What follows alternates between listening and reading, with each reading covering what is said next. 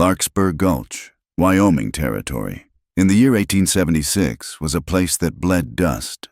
The wind, a high, lonely thing that never seemed to rest, used the alleys as its personal racetrack. It tore down the narrow gap behind the Blue Lantern Saloon, kicking up alkali grit that stung the eyes and coated the tongue. It was a mean wind, and it found a mean little world to play in. Back here, the smells of stale beer, unwashed men, and despair hung thick, fighting a losing battle with the scent of the endless, dry prairie beyond the town's last building.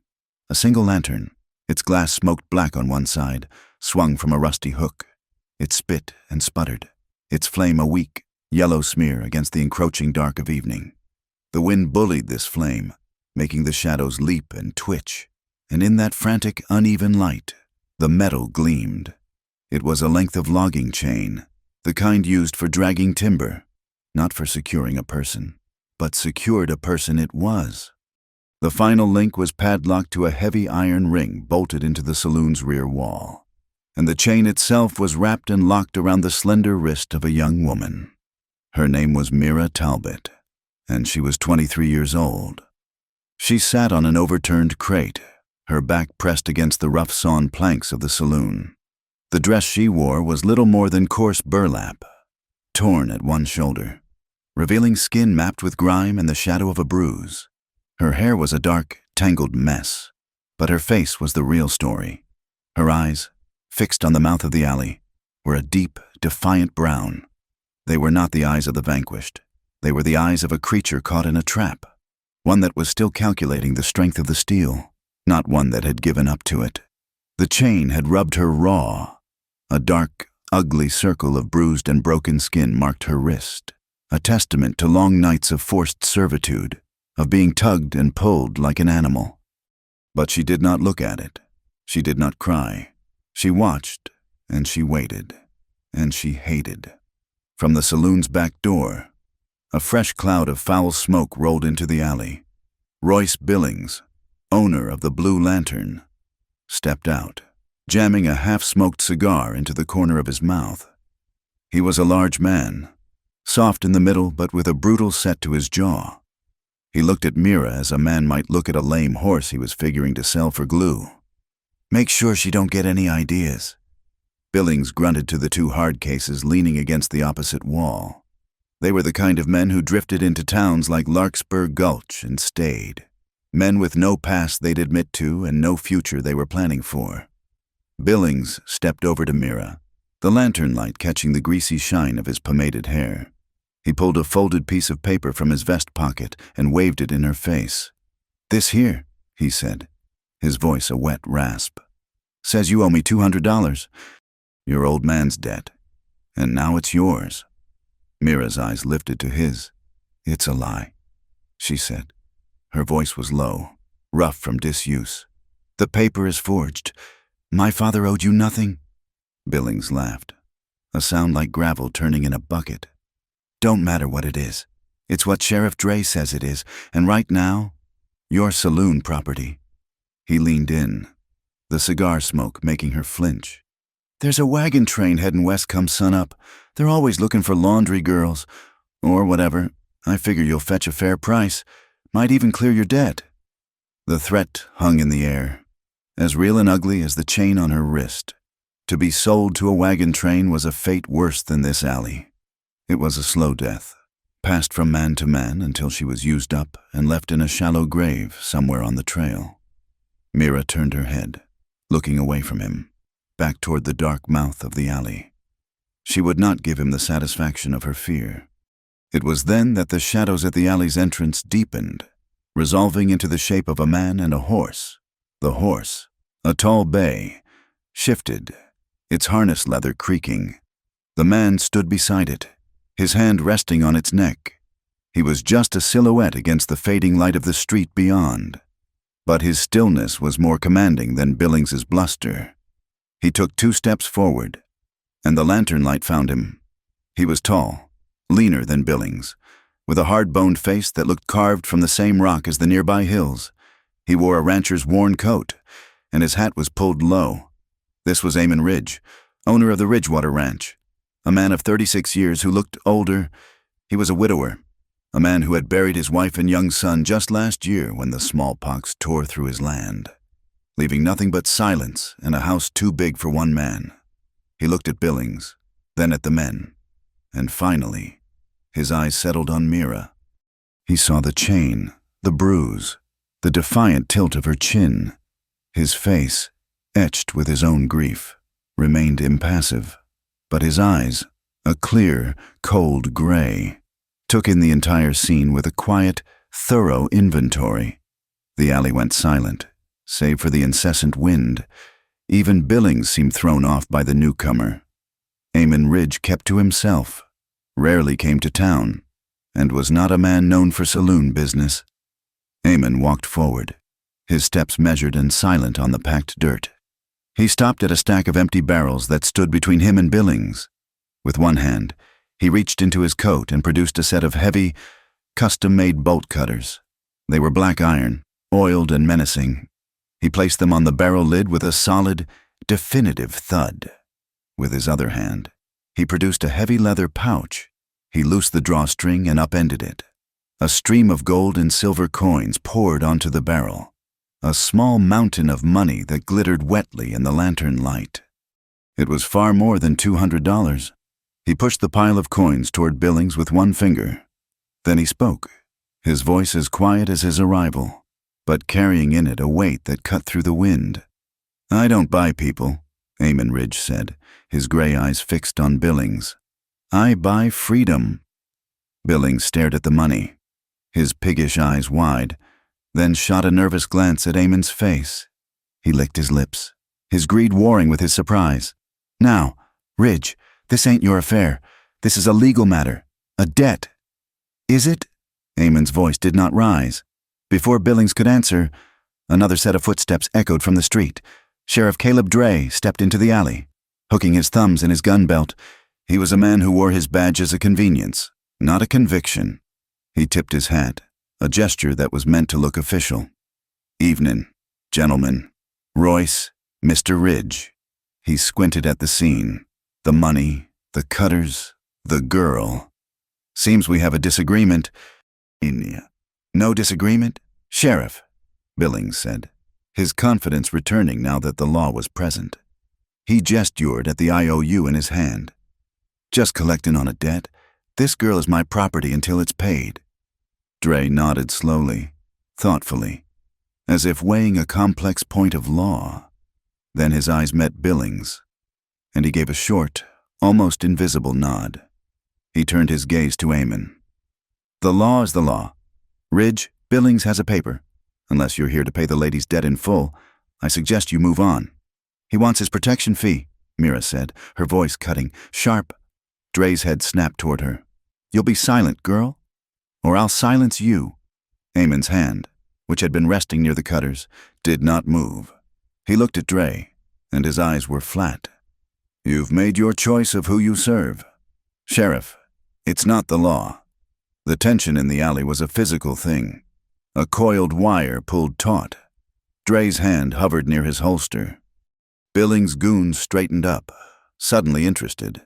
This was the moment where blood was often spilled in Larkspur Gulch, a stupid, pointless moment born of greed and false pride. And then, the world changed. A kid, no more than 10, sprinted past the mouth of the alley, a stack of newspapers under his arm. He screamed at the top of his lungs, his voice high and piercing. "Llewellyn's train is crossing the trestle. It's here." A second later, the sound hit them. Not a sound, but a vibration. It came up through the soles of their boots, a deep, earth-shaking rumble. Horace Llewellyn's railroad, the iron beast that was carving up the territory, ran on a high wooden trestle just south of town.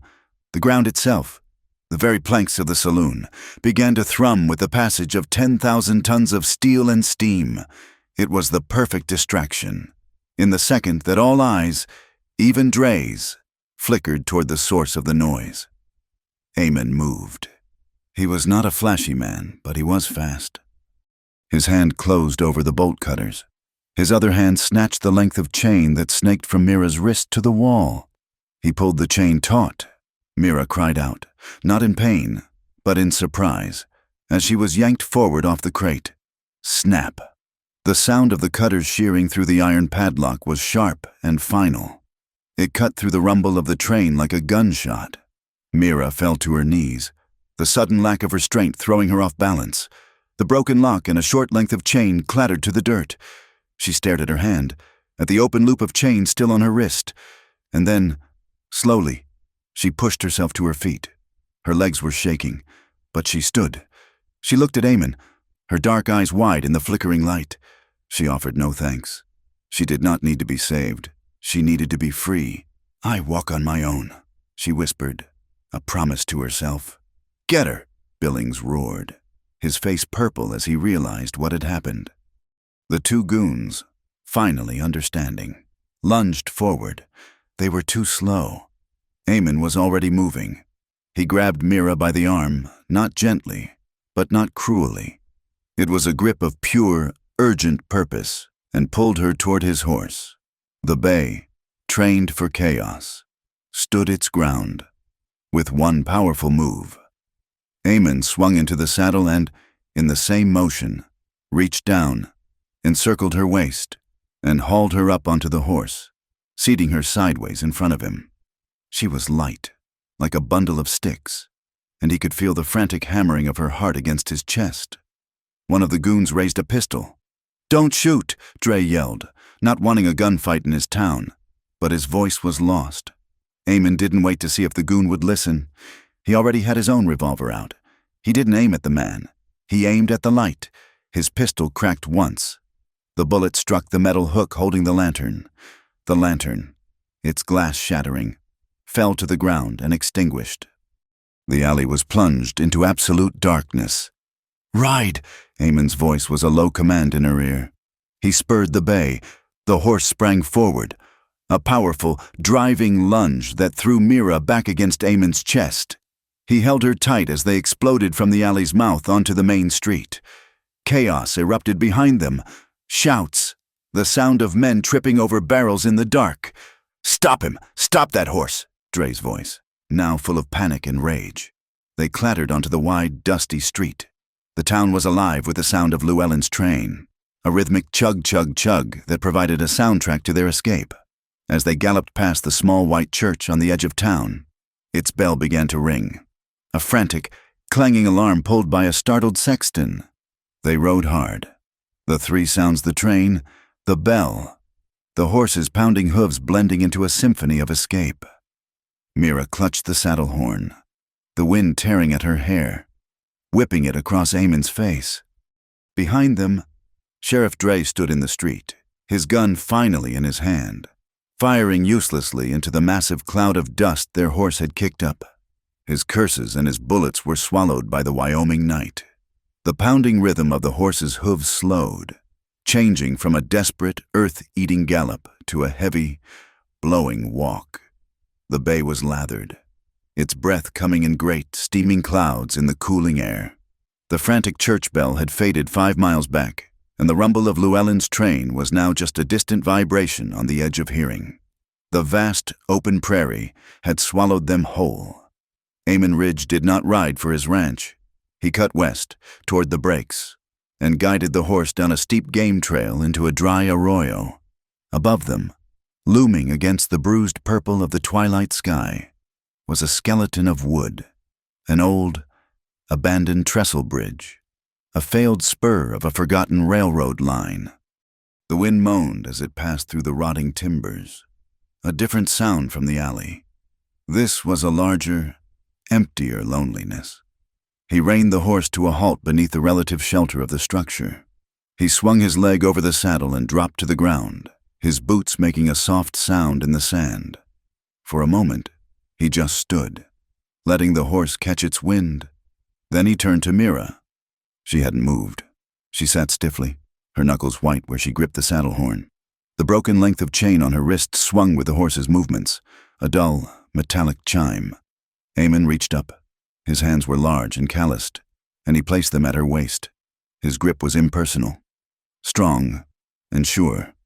He lifted her down as if she were a sack of grain. Her feet touched the ground, and her knees buckled instantly. The adrenaline that had held her together for the last hour vanished, leaving a cold, trembling exhaustion. She would have fallen, but his hands were still at her waist, holding her steady. She could feel the solid strength of him, a wall of muscle and bone. She pushed herself upright, away from his touch, her breath hissing through her teeth. She would not show weakness. Not to him, not to anyone. He watched her for a beat, his gray eyes unreadable in the gloom. He released her and turned to his saddlebag. He rummaged for a moment and pulled out a small, dark object. He walked back to her and held it out. It was a small skinning knife, its wooden handle worn smooth with use, its blade barely 3 inches long. "If you want to leave," he said, his voice flat. "The saddle ties on my bedroll are leather. You can cut one loose.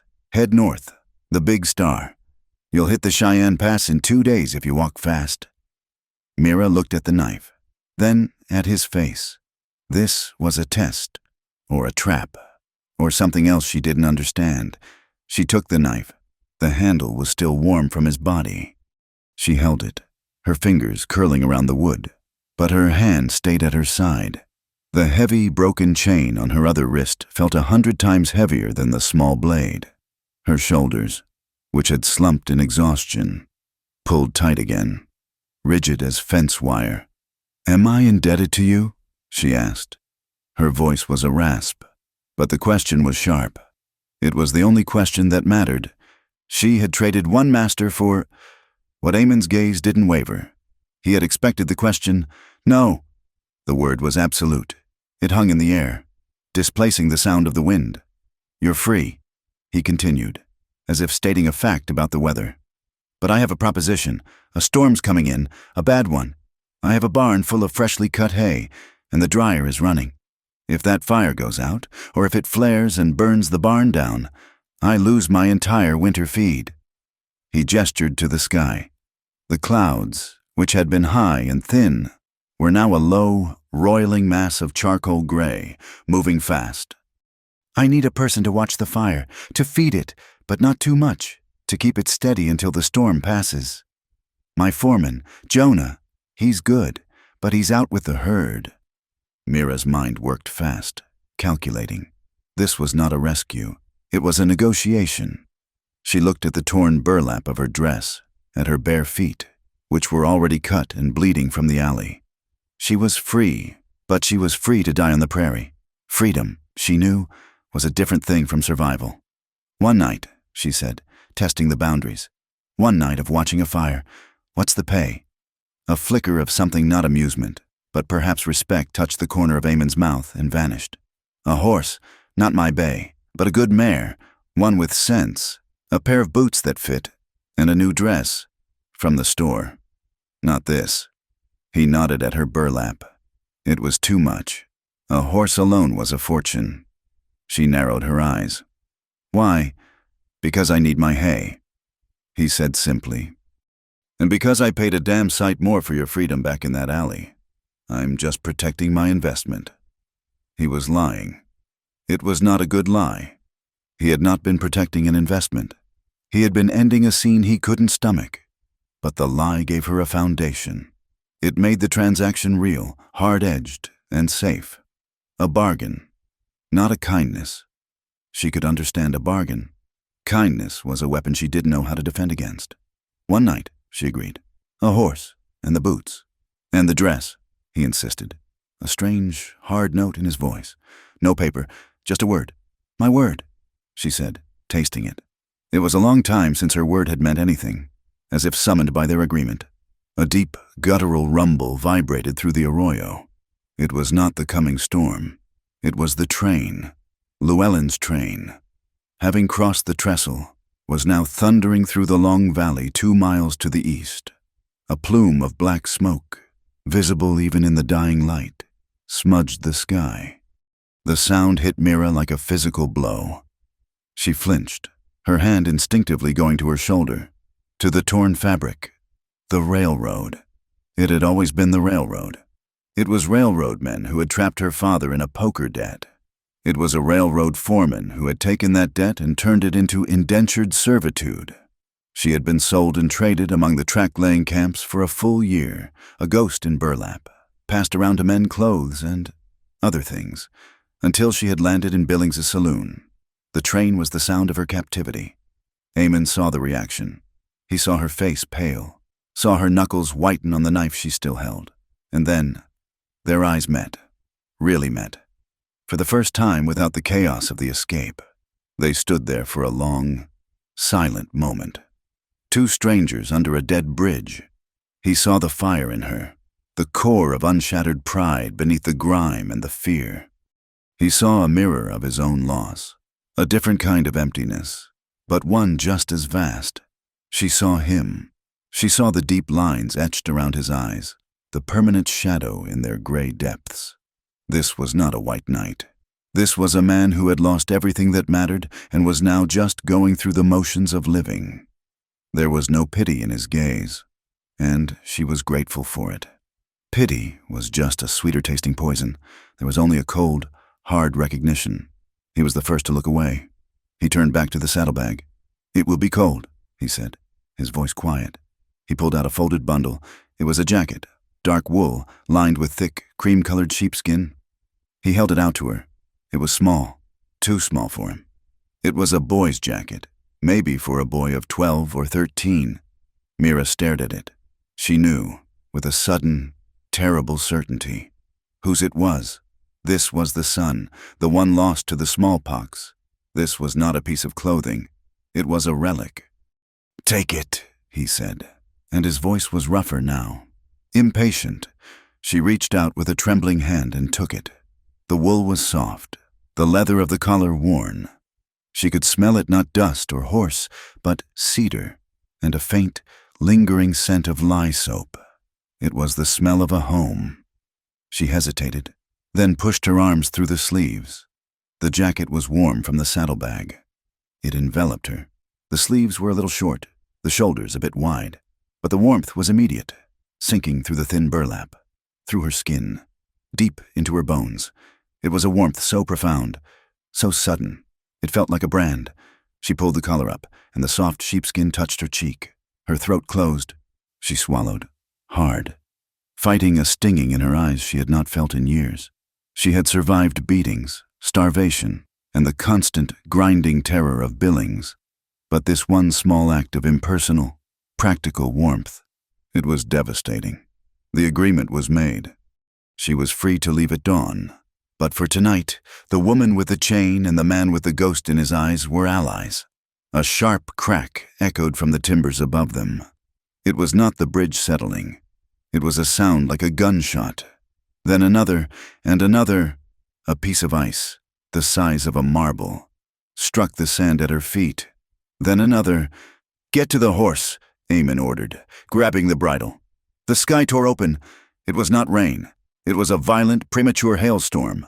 A sheet of white ice and stinging wind blasted the arroyo. The sound was deafening. A roar on the dry earth. A frantic drumming on the wooden trestle above. A flash of lightning split the sky. A brilliant, jagged white. For 1 second, the arroyo was illuminated as bright as day. It lit Eamon's face as he fought the spooked horse, his jaw set, his eyes on the sky. It lit Mira's face as she stood, wrapped in the boy's coat, her hand clutching the collar, her expression one of hard, stoic resolve. In that same flash, Eamon looked past her, back toward the pinpricks of light that marked Larkspur Gulch, miles away. Even through the curtain of hail, he could see them. The lights of the blue lantern were not steady. They were moving, and there were more of them.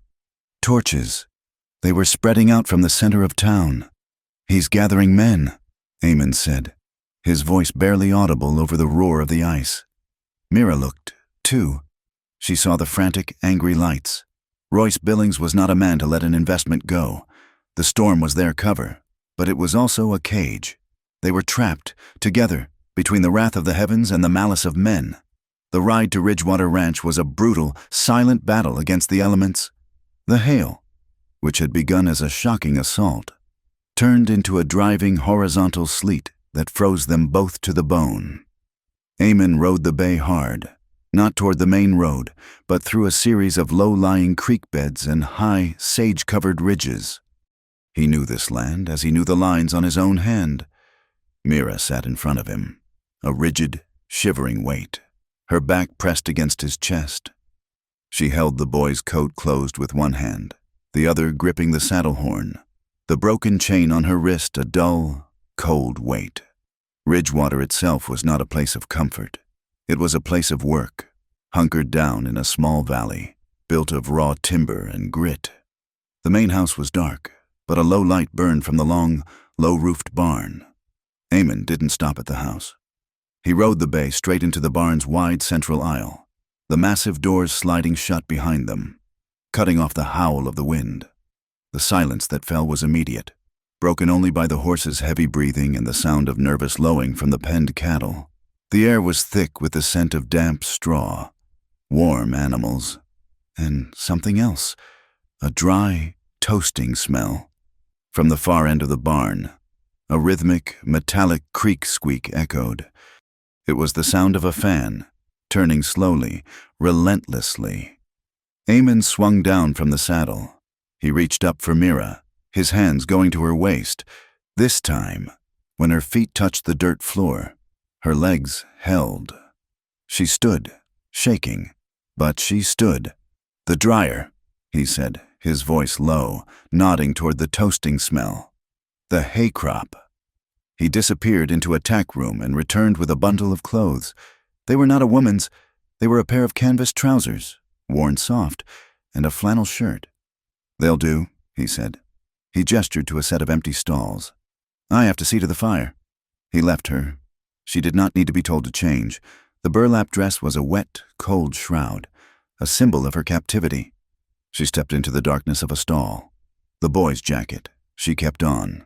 She pulled on the trousers, the rough canvas a welcome. Anonymous armor. She rolled the sleeves of the shirt.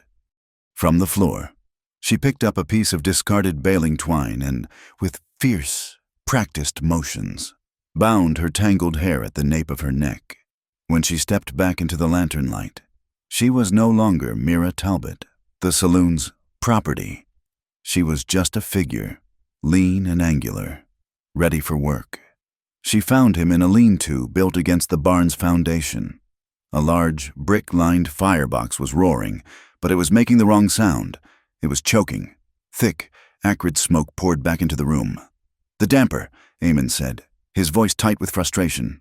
He was peering into the smoke, a heavy iron poker in his hand. "It's jammed." Mira saw it. A heavy iron hook, part of the flue's mechanism, had slipped its mooring and fallen, partially blocking the chimney. The fire, starved of air, was suffocating, threatening to either die or, worse, send a spark into the hay-filled plenums. "I can reach it," she said. Her arm was slender. "It's a forge in there," he warned. She didn't wait for permission. She grabbed a thick leather farrier's glove from a nail, shoved her hand into it, and plunged her arm into the smoke, into the mouth of the heat. It was a blinding, searing wave. Her eyes watered, and she gagged on the smoke, but her fingers found the iron hook. It was heavy, and hot enough to burn even through the thick leather. She grunted, bracing her feet, and twisted the hook. Trying to lift it, it wouldn't budge. "It's stuck," she hissed. Eamon was beside her, his hand on her back, ready to pull her out. She ignored him. She set her shoulders, took a breath, and used the last of her strength in one violent wrench. The hook snagged its proper ring and lifted free. With a sudden, violent whoosh, the draft caught. The smoke vanished up the chimney, and the fire roared to life. A clean, bright orange. The creak squeak of the fan in the rafters sped up, a sign of its relief. Mira pulled her arm back, panting. She ripped the glove off.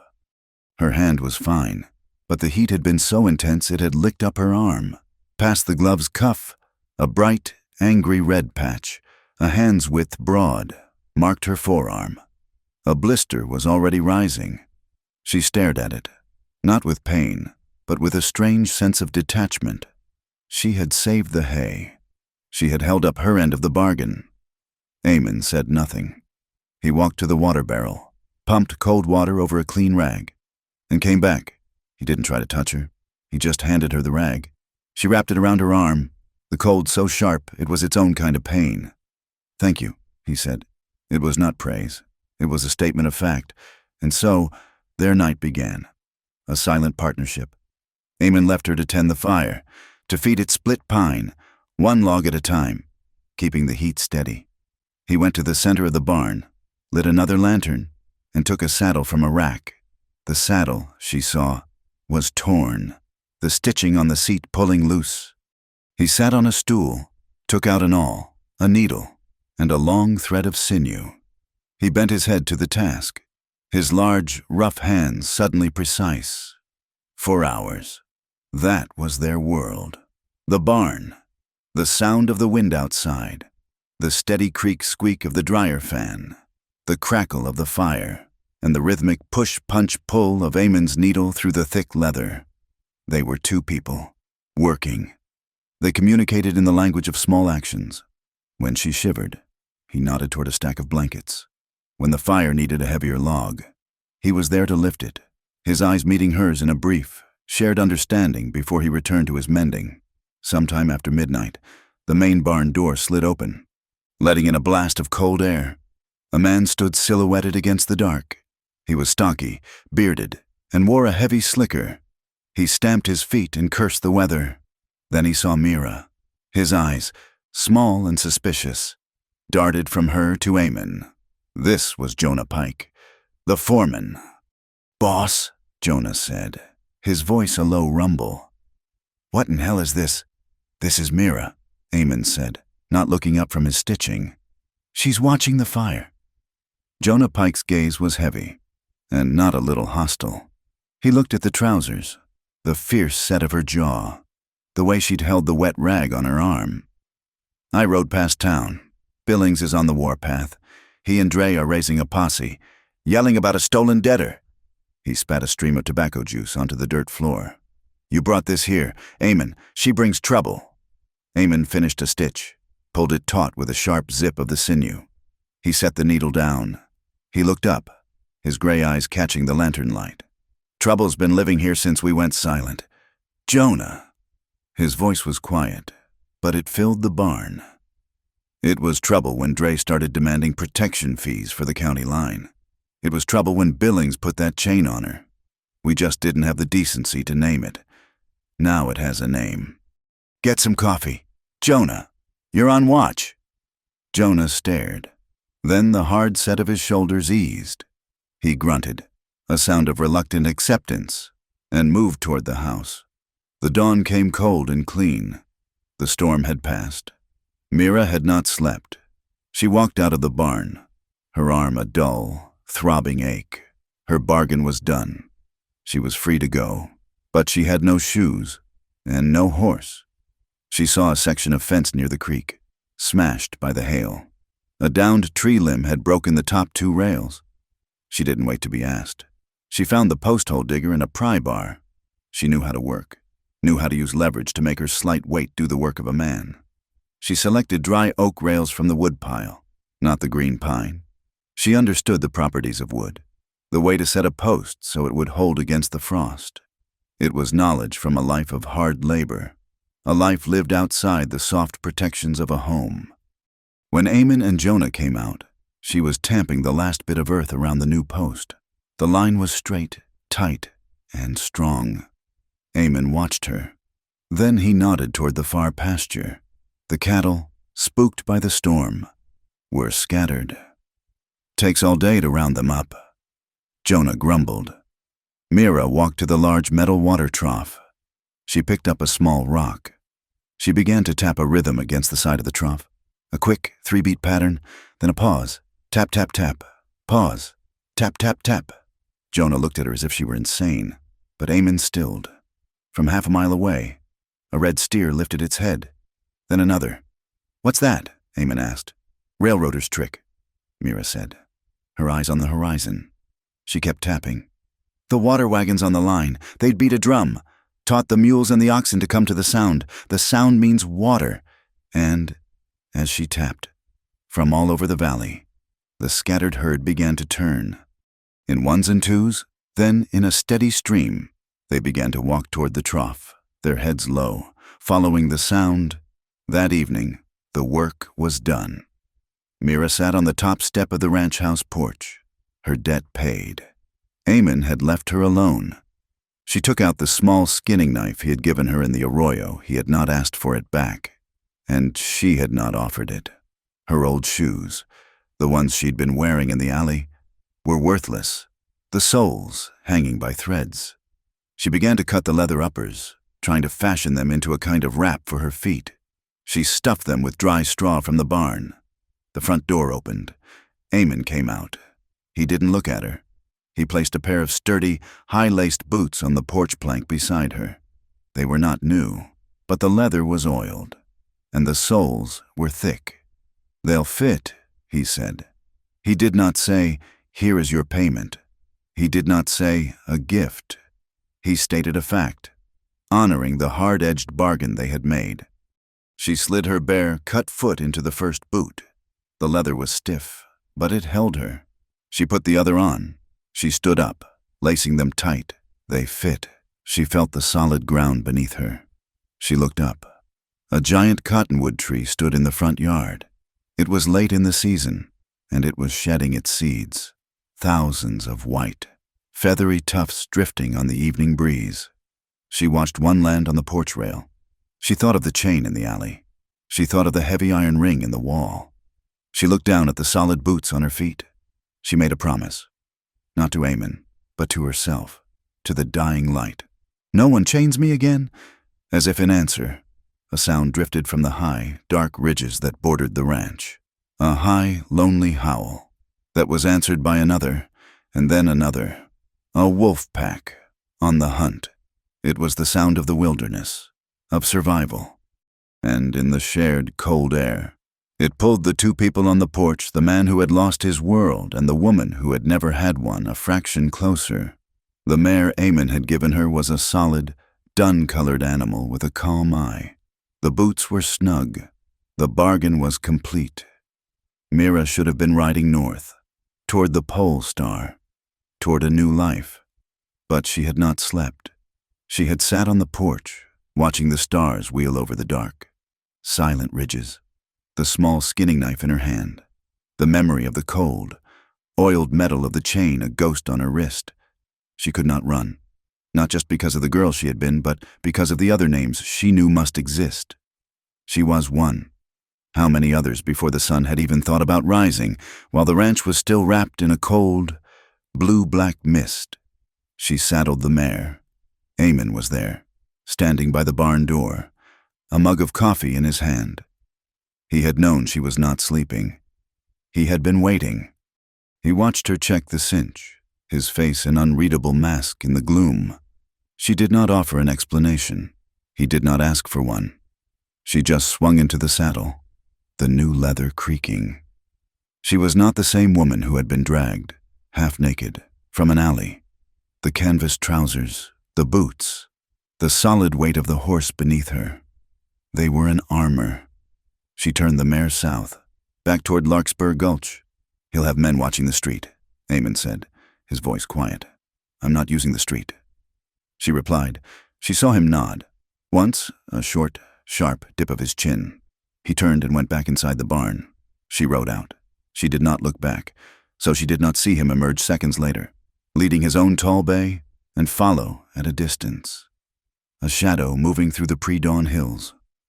She left the mare in a gully thick with chokecherry, a mile outside of town. The sky was just beginning to lighten from black to a deep, bruised purple. Larkspur Gulch was asleep, save for the smoke rising from the bakery. She moved like a wraith, using the alleys and outbuildings as cover. The boots Eamon had given her were silent on the packed dirt. She came to the back of the Blue Lantern, the alley where she had been chained. The broken padlock was gone.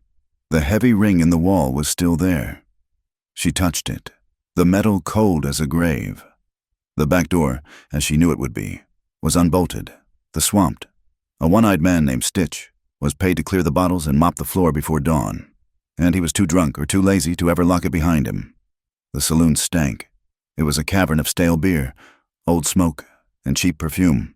Stitch was asleep, his head on one of the card tables, an empty bottle in his hand. Mira moved past him, her senses screaming. Every shadow seemed to be Royce Billings, every creak of the floorboards the step of Sheriff Dre. She knew where Billings kept his real business. Not in the big, impressive safe behind the bar, but in a roll-top desk in the small, cluttered back office where he counted his money. The door was unlocked. She slipped inside. The room was small, filled with kegs and crates.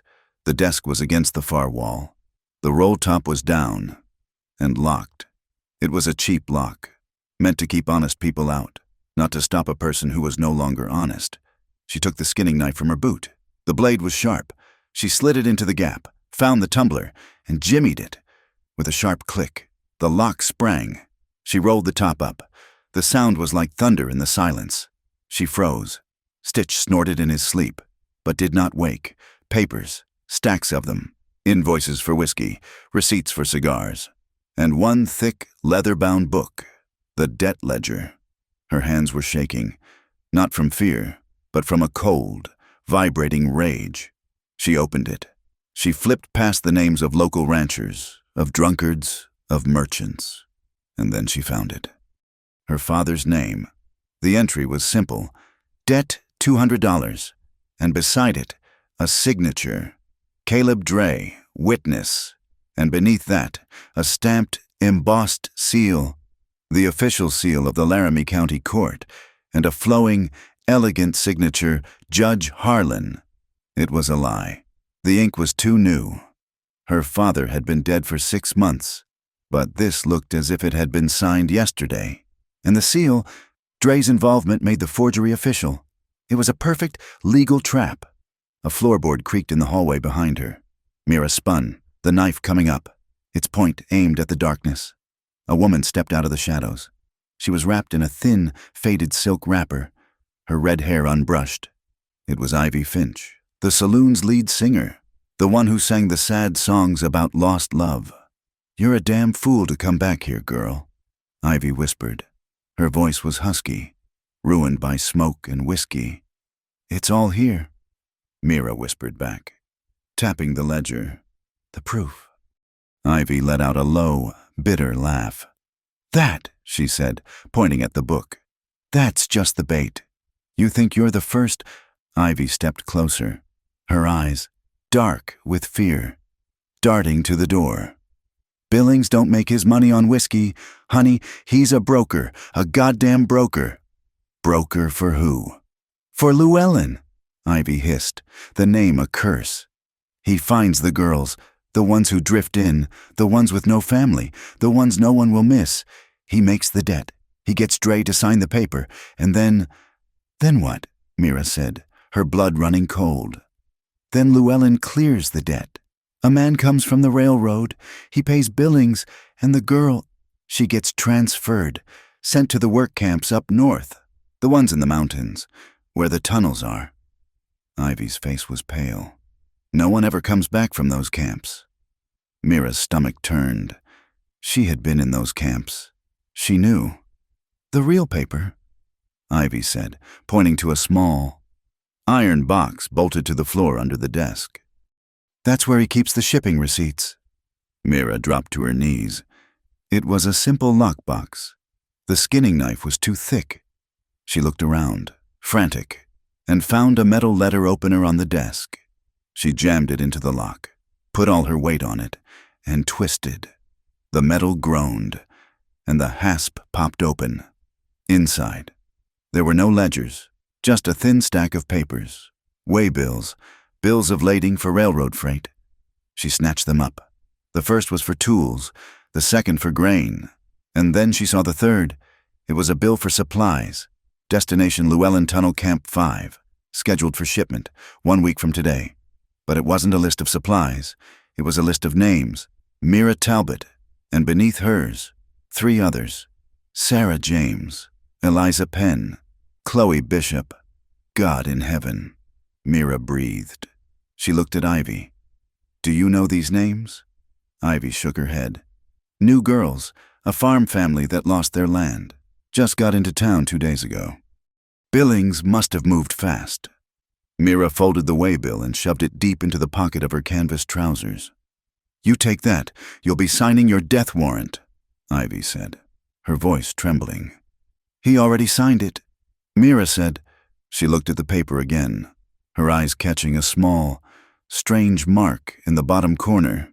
It was an inked triangle, simple and black. The mark pricked her memory. She had seen it before, at the camps. A hobo sign, no. It was a railroad mark, a chalk mark on a special car, a mark on a foreman's private schedule. She looked at Ivy. "This train, it's not a passenger train." "No," Ivy said. "It's a special run. It's not on any public schedule." Mira nodded, the cold, sick realization dawning. "A ghost run." She grabbed Ivy's arm. Get out of this town." "And go where?"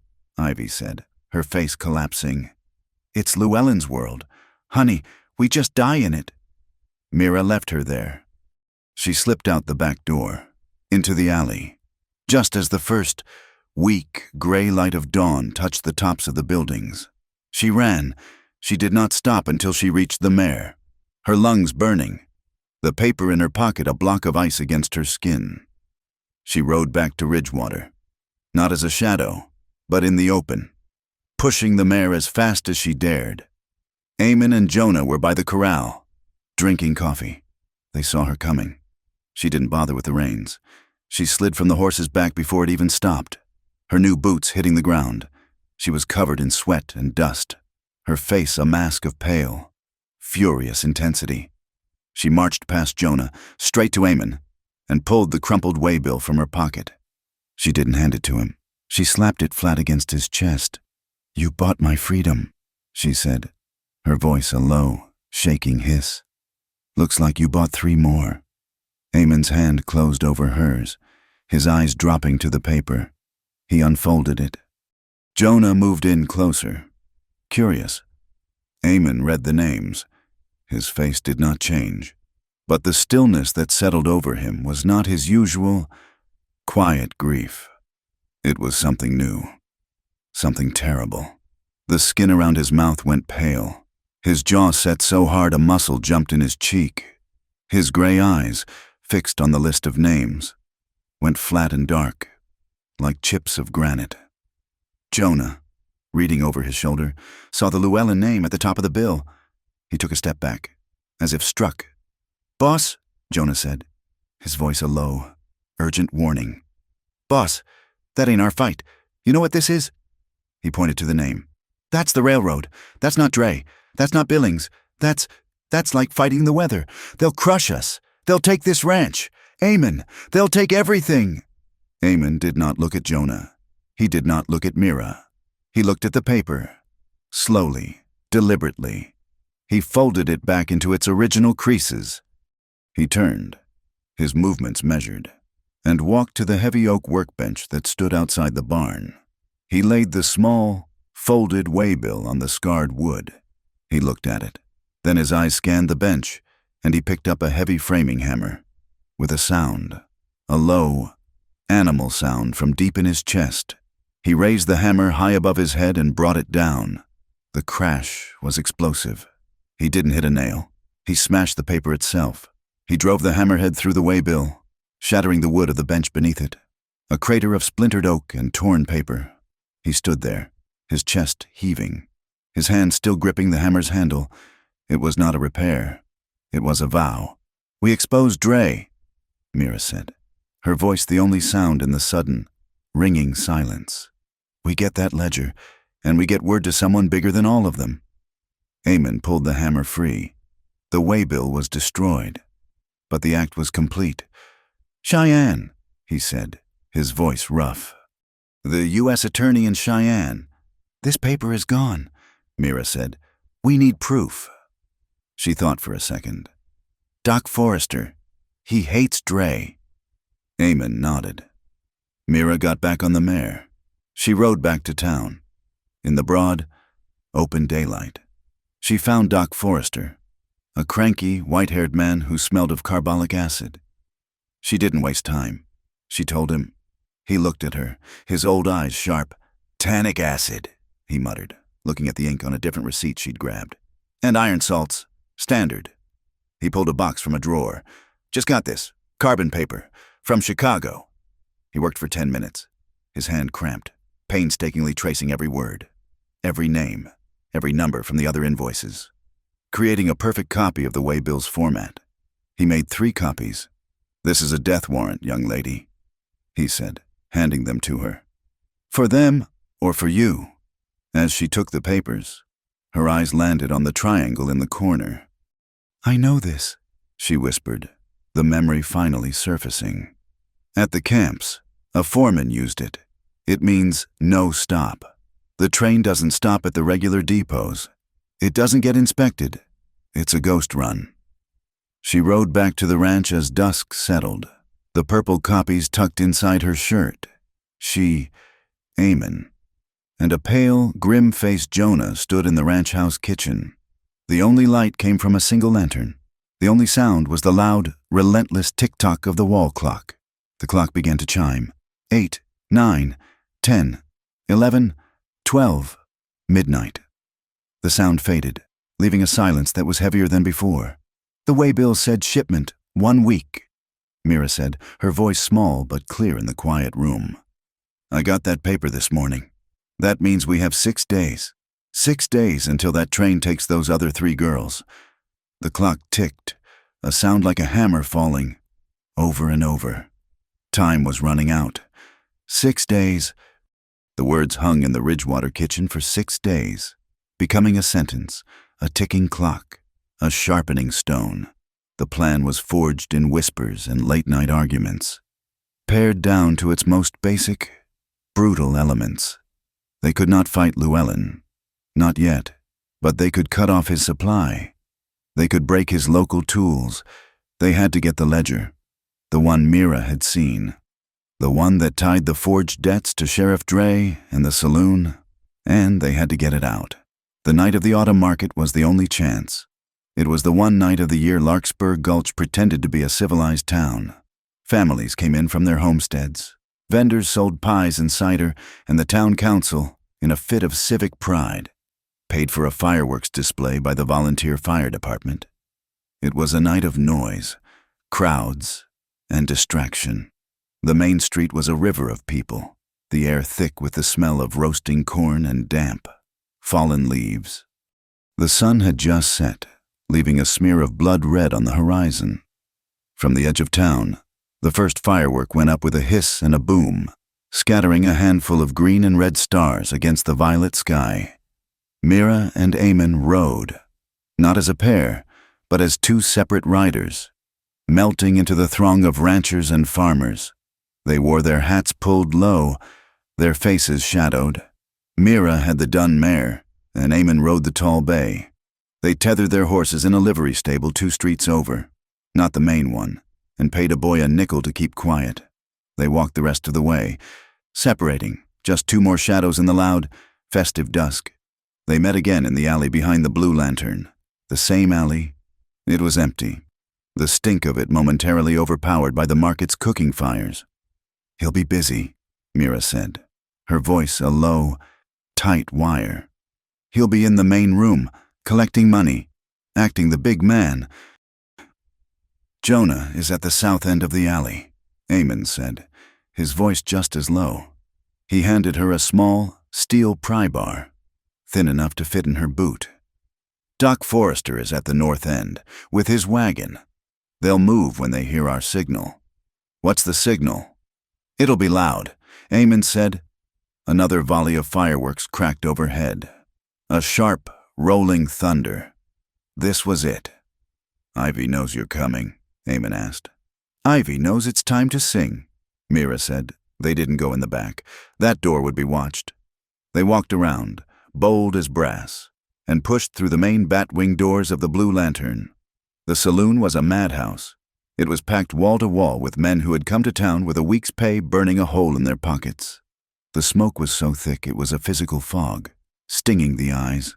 The noise was a roar, dozens of conversations. Men shouting for drinks, the clack of poker chips, and the tinny, frantic pounding of the piano. Royce Billings was exactly where Mira said he would be. He was behind the bar, his vest unbuttoned, his face flushed with sweat and profit, laughing as he poured whiskey. Two of his usual hard cases, the same men from the alley, stood on either side of the bar, their eyes scanning the room, but their attention was on the money, not the crowd. And Sheriff Caleb Dre was there, too. He sat at a corner table, his hat on, a full bottle and a glass in front of him. He was not drinking. He was watching. He was the guardian at the gate. Mira and Eamon split. Eamon moved toward the bar, a man intent on getting a drink. Mira, smaller, slipped along the wall, heading toward the back hallway that led to the office and the private rooms. Dre's eyes, sharp and suspicious, flicked toward Eamon, a stranger, tall and sober, on a night like this, was a problem. Eamon kept his head down, but it was too late. Dre had half recognized him. At the piano, Ivy Finch caught Mira's eye. Ivy nodded. Just once. She finished her song to scattered applause. She took a long drink of water, wiped her mouth, and put her hands back on the keys. She began to play Shenandoah. It was a slow, sad song, a song of the river, a song of longing. The men in the saloon quieted, their drunken sentimentality surfacing. Oh, Shenandoah, I long to hear you. Ivy sang, her voice husky and sweet. Mira used the quiet to slip into the hallway. The door to the back office was in front of her, locked. She pulled the skinning knife. It was no use. This lock was better. In the main room, Ivy's song continued. Across the wide Missouri, Dre was still looking at Eamon, his brow furrowed. Eamon had bought his drink and was turning away, moving slowly, trying to blend. Mira pulled the pry bar from her boot. She wedged it into the door jamb. Ivy's voice suddenly changed. The tempo of the piano doubled. The sad, flowing waltz became a frantic, foot-stomping reel. She was playing Shenandoah, but she was playing it as a jig, a syncopated, wild, and defiant rhythm. The men in the saloon, startled, laughed. A few began to clap along to the bizarre, driving beat. The noise level, which had dipped, suddenly exploded. Ivy was singing, shouting the words over the beat. Oh, Shenandoah, I'm bound to leave you. It was brilliant. It was chaos. Mira put her shoulder into the pry bar. Crack. The wooden jamb splintered. The door flew open. She was in. She didn't go for the desk, Ivy had told her. After Mira's first break-in, Billings had moved the real prize. Against the far wall, there was an old, upright piano, the kind used for practice. She threw the lid open. She didn't look at the keys. She reached inside, her fingers finding the felt-covered hammers, and beneath them, a false bottom in the casing. Her hand closed on the thick, leather-bound spine of the debt ledger. She had it. In the main room, the sound of the splintering wood, though masked by the music, had not gone unnoticed. Sheriff Dre stood up, knocking his chair over. He pointed, not at Mira, but at Eamon. You Ridge, I know you. At the same time, Royce Billings, his face a mask of sudden, cold fury, saw the open office door. He saw the shadow of Mira inside. He didn't shout. He blew a small, silver whistle that hung around his neck. The sound was high and piercing, a needle of sound that cut through the piano, the shouting, and the laughter. The saloon went dead silent. Ivy's hands froze on the keys. Dre's gun was out. What in hell is going on? Billings pointed a shaking finger at the hallway. She's back. The girl get her. Eamon moved. He didn't run. He drew his revolver. Mira now! He roared. Mira burst from the office. The heavy ledger clutched to her chest. Dre, seeing Eamon's gun, slammed his hand on the table. Warning shots. He yelled at the deputies he had stationed by the door. Fire in the air! 2 shots exploded, the sound deafening in the enclosed space. Plaster rained from the ceiling. Women screamed. Men dived for the floor. Eamon didn't fire at a man. He fired at the ceiling, the massive, wrought-iron chandelier. The pride of the Blue Lantern was held by a single, thick rope and pulley. Eamon's shot was not aimed at the rope. It was aimed at the oil-filled lamps. His bullet hit the central glass reservoir. A second later, a second shot from his gun hit the lamp nearest the wall. Glass shattered, oil rained down, and then, as the third lamp was hit, fire. The room was plunged into a sudden, chaotic, flickering darkness as the main source of light died in a shower of broken glass and burning oil. "Move!" Eamon grabbed Mira's arm and dragged her through the panicking, screaming crowd. They didn't go for the front. They went for the back door. They burst out into the alley. The same alley, the place where it all began. The cold night air was a shock. Billings and Dre, with two of their men, were right behind them, crashing through the door. "Stop, or you're dead!" Dre screamed, his face silhouetted by the fire now growing in the saloon behind him. Eamon and Mira ran. The alley was dark, but Mira knew every inch of it. She saw it, hanging from the heavy iron ring on the wall. A new chain, a new padlock. Billings had replaced it. A trophy, a warning. She was still holding the skinning knife. As she ran past, she didn't stop. She hooked the knife on the chain, a length of it that was dangling. The chain, pulled by her momentum, snapped taut. She turned, her back to Eamon, and faced the alley. Dre and his men were thundering toward them. "You like your chains? Sheriff," she screamed. And with all her strength, she threw the heavy, coiled length of metal at him. It was a curse, a payment returned. The chain flew through the air, an uncoiling metal snake. It wrapped around Dre's legs.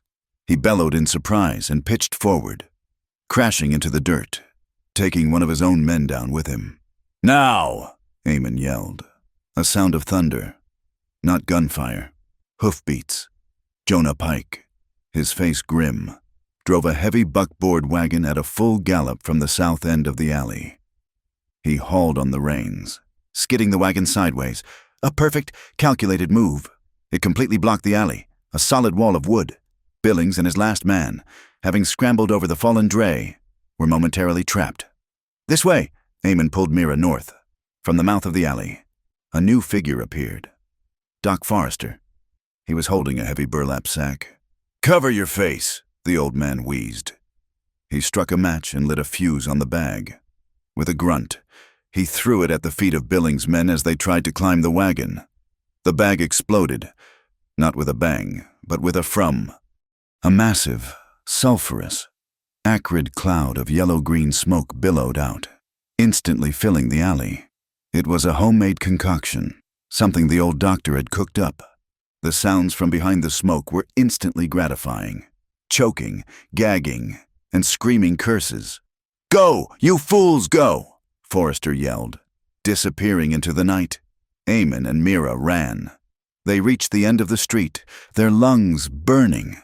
The horses were 2 blocks away. They ran across the main street, now filled with people pointing at the smoke pouring from the saloon.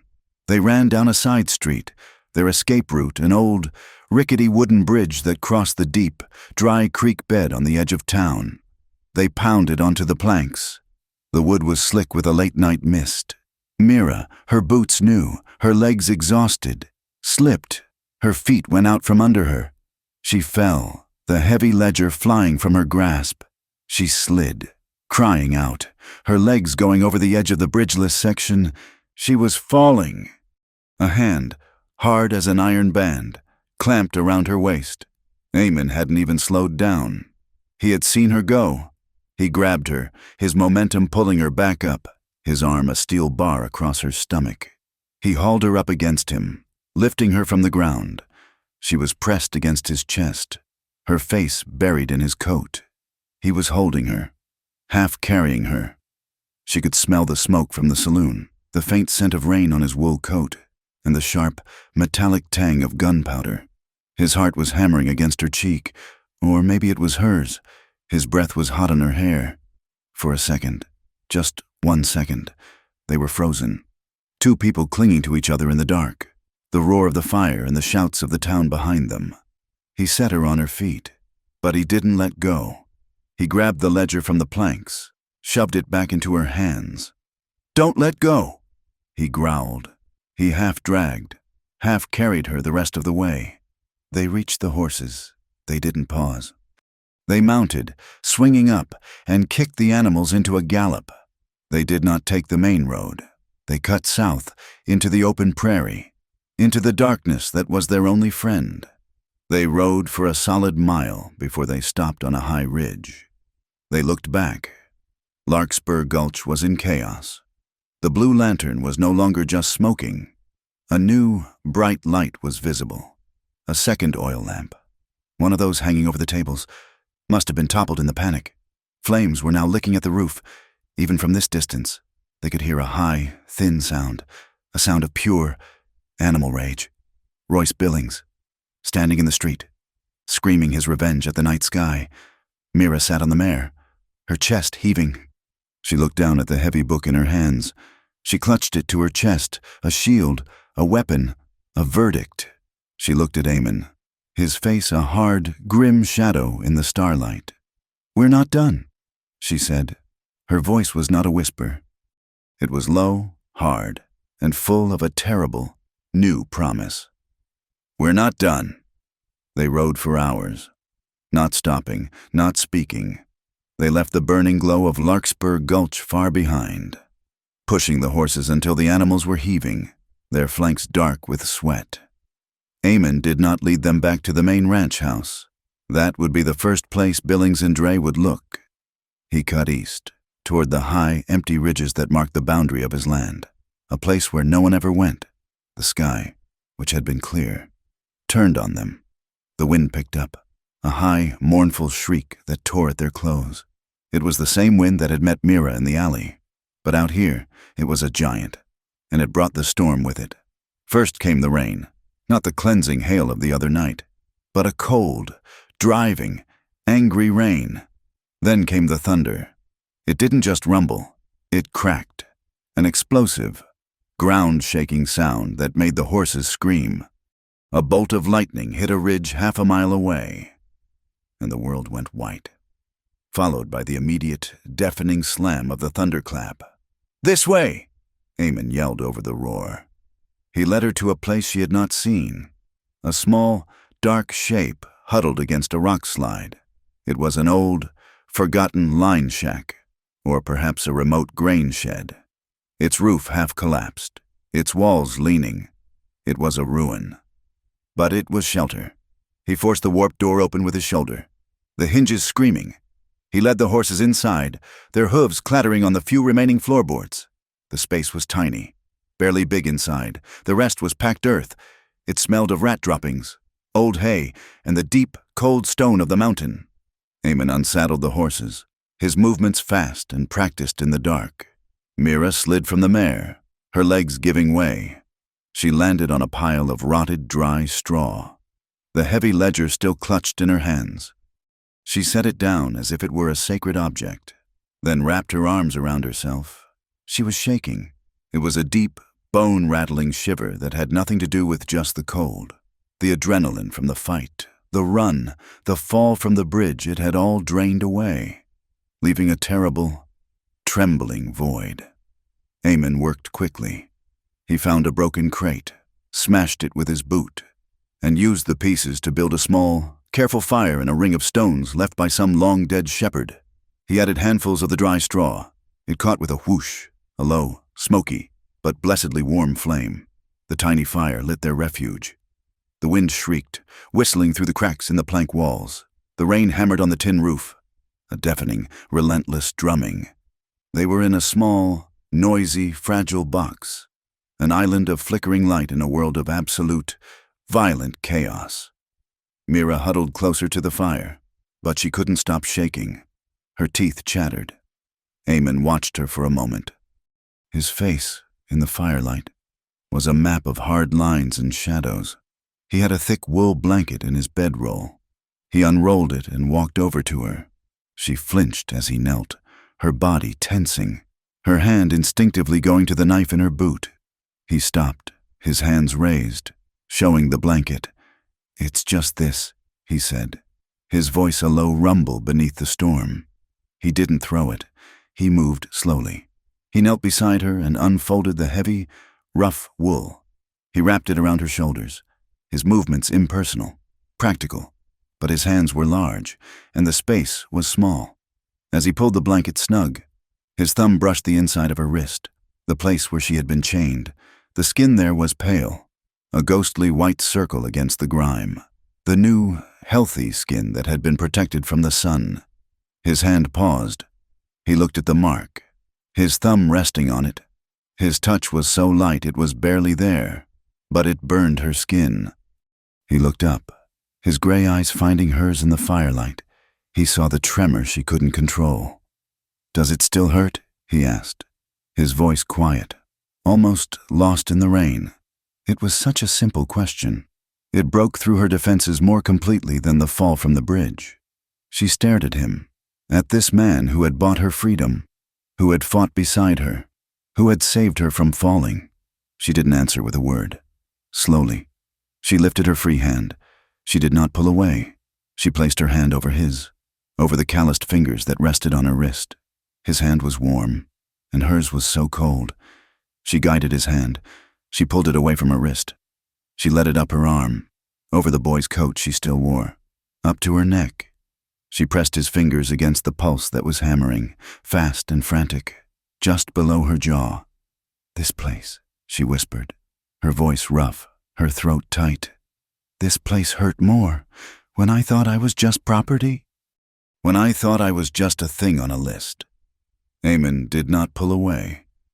He let his fingers rest there, against the frantic life in her. His thumb moved, a slow, unconscious circle against her skin. He felt her pulse, and she felt the rough texture of his skin. He looked at her, really looked at her, not as a symbol, not as a debt, not as an ally. He saw the fear in her eyes, but also the fight. He saw the exhaustion, but the unbroken spirit. "Mira," he said. He whispered her name. It was the first time he had said it not as a call to action, not as a label. He said it slowly, a breath, a question. The sound of it, spoken in his low voice, was new. It was a claiming, but not of ownership. It was a claiming of recognition. She stopped shivering. She looked up, her face just inches from his. The tiny fire filled the space between them with the scent of smoke, and from his coat, the smell of mint from the salve he'd used on his hands after mending the saddle. Her breath, when it came out, was a small, white plume in the cold. It touched his cheek. He didn't move, and neither did she. It was a long moment, a pause held by the storm. Then, slowly, he leaned in. She didn't lean away. She met him, just a fraction. It was not a kiss of passion.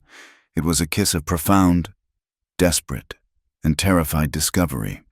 His lips were chapped from the wind, and they brushed hers, tentative, almost clumsy. It was a question. She answered by not moving, by not pulling back. He deepened it. He shifted, and his shoulder was against hers, and then her back was resting against the rough, cold plank wall of the shack. The kiss was no longer tentative. It was a discovery of warmth, a grounding in the middle of the chaos. The rain on the roof was the rhythm, a fast, drumming heartbeat that matched their own. He brought his other hand up, not to her body, but to her face. He cupped her jaw, his thumb tracing the line of her cheekbone, and then his hand slid back, his fingers tangling in the damp hair at the nape of her neck. He held her head, his grip firm but gentle, and he stopped. He pulled back, just an inch. He was so close she could see the fire reflected in his gray eyes. He held her, looked at her. He did not speak. He asked with his eyes. He was a man who had known profound loss, and he would not take. He was asking, are you? Mira's heart was a wild bird in her chest. She was a woman who had been taken from, who had been used, who had been sold, and here, in a ruined shack, in the middle of a thunderstorm. This man was asking. Her answer was not a word. It was a small, soft, but absolutely firm nod. Her eyes did not leave his. It was a yes that was all her own. It was a choice. The breath he let out was a shudder. He closed his eyes and brought his mouth back to hers. This time, it was different. It was all the pent-up fear, the rage, the fight, the cold. all melting into this one single point of contact. His hand at her neck held her, and his other hand moved from her pulse to her shoulder. His fingers found the top wooden button of the flannel shirt she wore beneath the coat. He paused. She did not. She covered his hand with her own, held it there, and then, her message clear, she moved her hand away. His fingers, rough and slow, undid the button, and the next, and the next. The cold air hit her skin, and she gasped against his mouth. The flannel parted, and the firelight hit her. Her skin, pale and cold, was covered in goosebumps, and then his hand, his large, callous, warm hand, slid from her shoulder, over her collarbone, and came to rest on the warm skin just above her heart. She was cold, and he was so warm. The firelight played over them, painting the curve of her shoulder, the line of her waist, the contours of his face. Their breathing was rapid, but it was not the panting of exhaustion. It was a new shared rhythm. He eased her down onto the pile of soft, dry straw, his blanket still wrapped around her.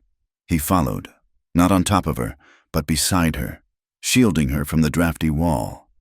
The fire was close, and the heat from it was a baking, dry warmth on one side, while the cold of the shack pressed in from the other. He pulled her close, chest to chest, their legs tangling. They were still mostly dressed, a tangle of wool, canvas, and shivering skin. He buried his face in her hair, breathing in the scent of rain and smoke. She clung to him, her arms wrapped around his back, her hands flat against the hard muscles, holding on as if he were the only solid thing on earth. They lay there, listening, not to the storm, but to the frantic, muffled beat of each other's hearts. It was a promise, not of forever, not of a house or children or a future. It was a simple, brutal, and desperately needed promise. You are not alone, you are alive, and I will be here, right here, when the sun comes up. The storm raged, and then, as all storms do, it began to quiet. The wind's shriek dropped to a moan. The drumming on the roof slowed to a steady, rhythmic patter. Eamon shifted, his weight moving off her. He looked down at her.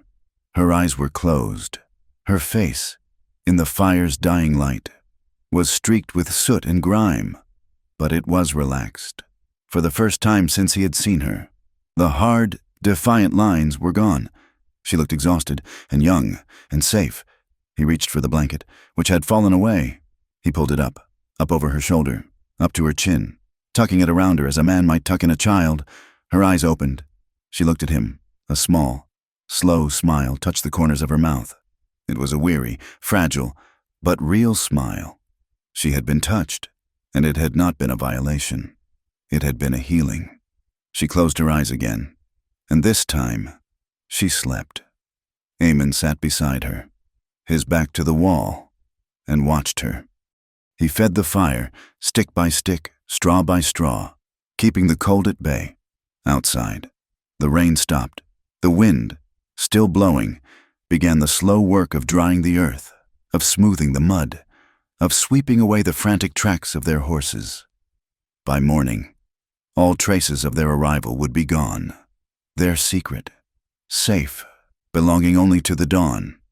The fire had burned down to a bed of glowing, orange coals. The ruin of the line shack was filled with the gray, watery light of dawn. The storm was gone. A profound, aching quiet had taken its place. Mira woke first. She was wrapped in the blanket, her body warm, her muscles stiff. Eamon was not beside her. He was standing at the broken-out square that had once been a window, his back to her, staring at the washed-clean prairie. She sat up, pulling the blanket around her shoulders. The debt ledger was beside her, its leather cover warped from the damp. She touched it. The reality of the night came flooding back: the fire, the chase, the fall, the storm, and the quiet moments in the dark. "I helped a girl run," Mira said, her voice quiet, but clear in the small space. Eamon did not turn. His shoulders, silhouetted against the gray light, were rigid. "At the Llewellyn work camp," she continued, her voice gaining a low, hard strength as she spoke the words aloud for the first time. They said my father owed a poker debt. He didn't. He was just a surveyor who saw too much.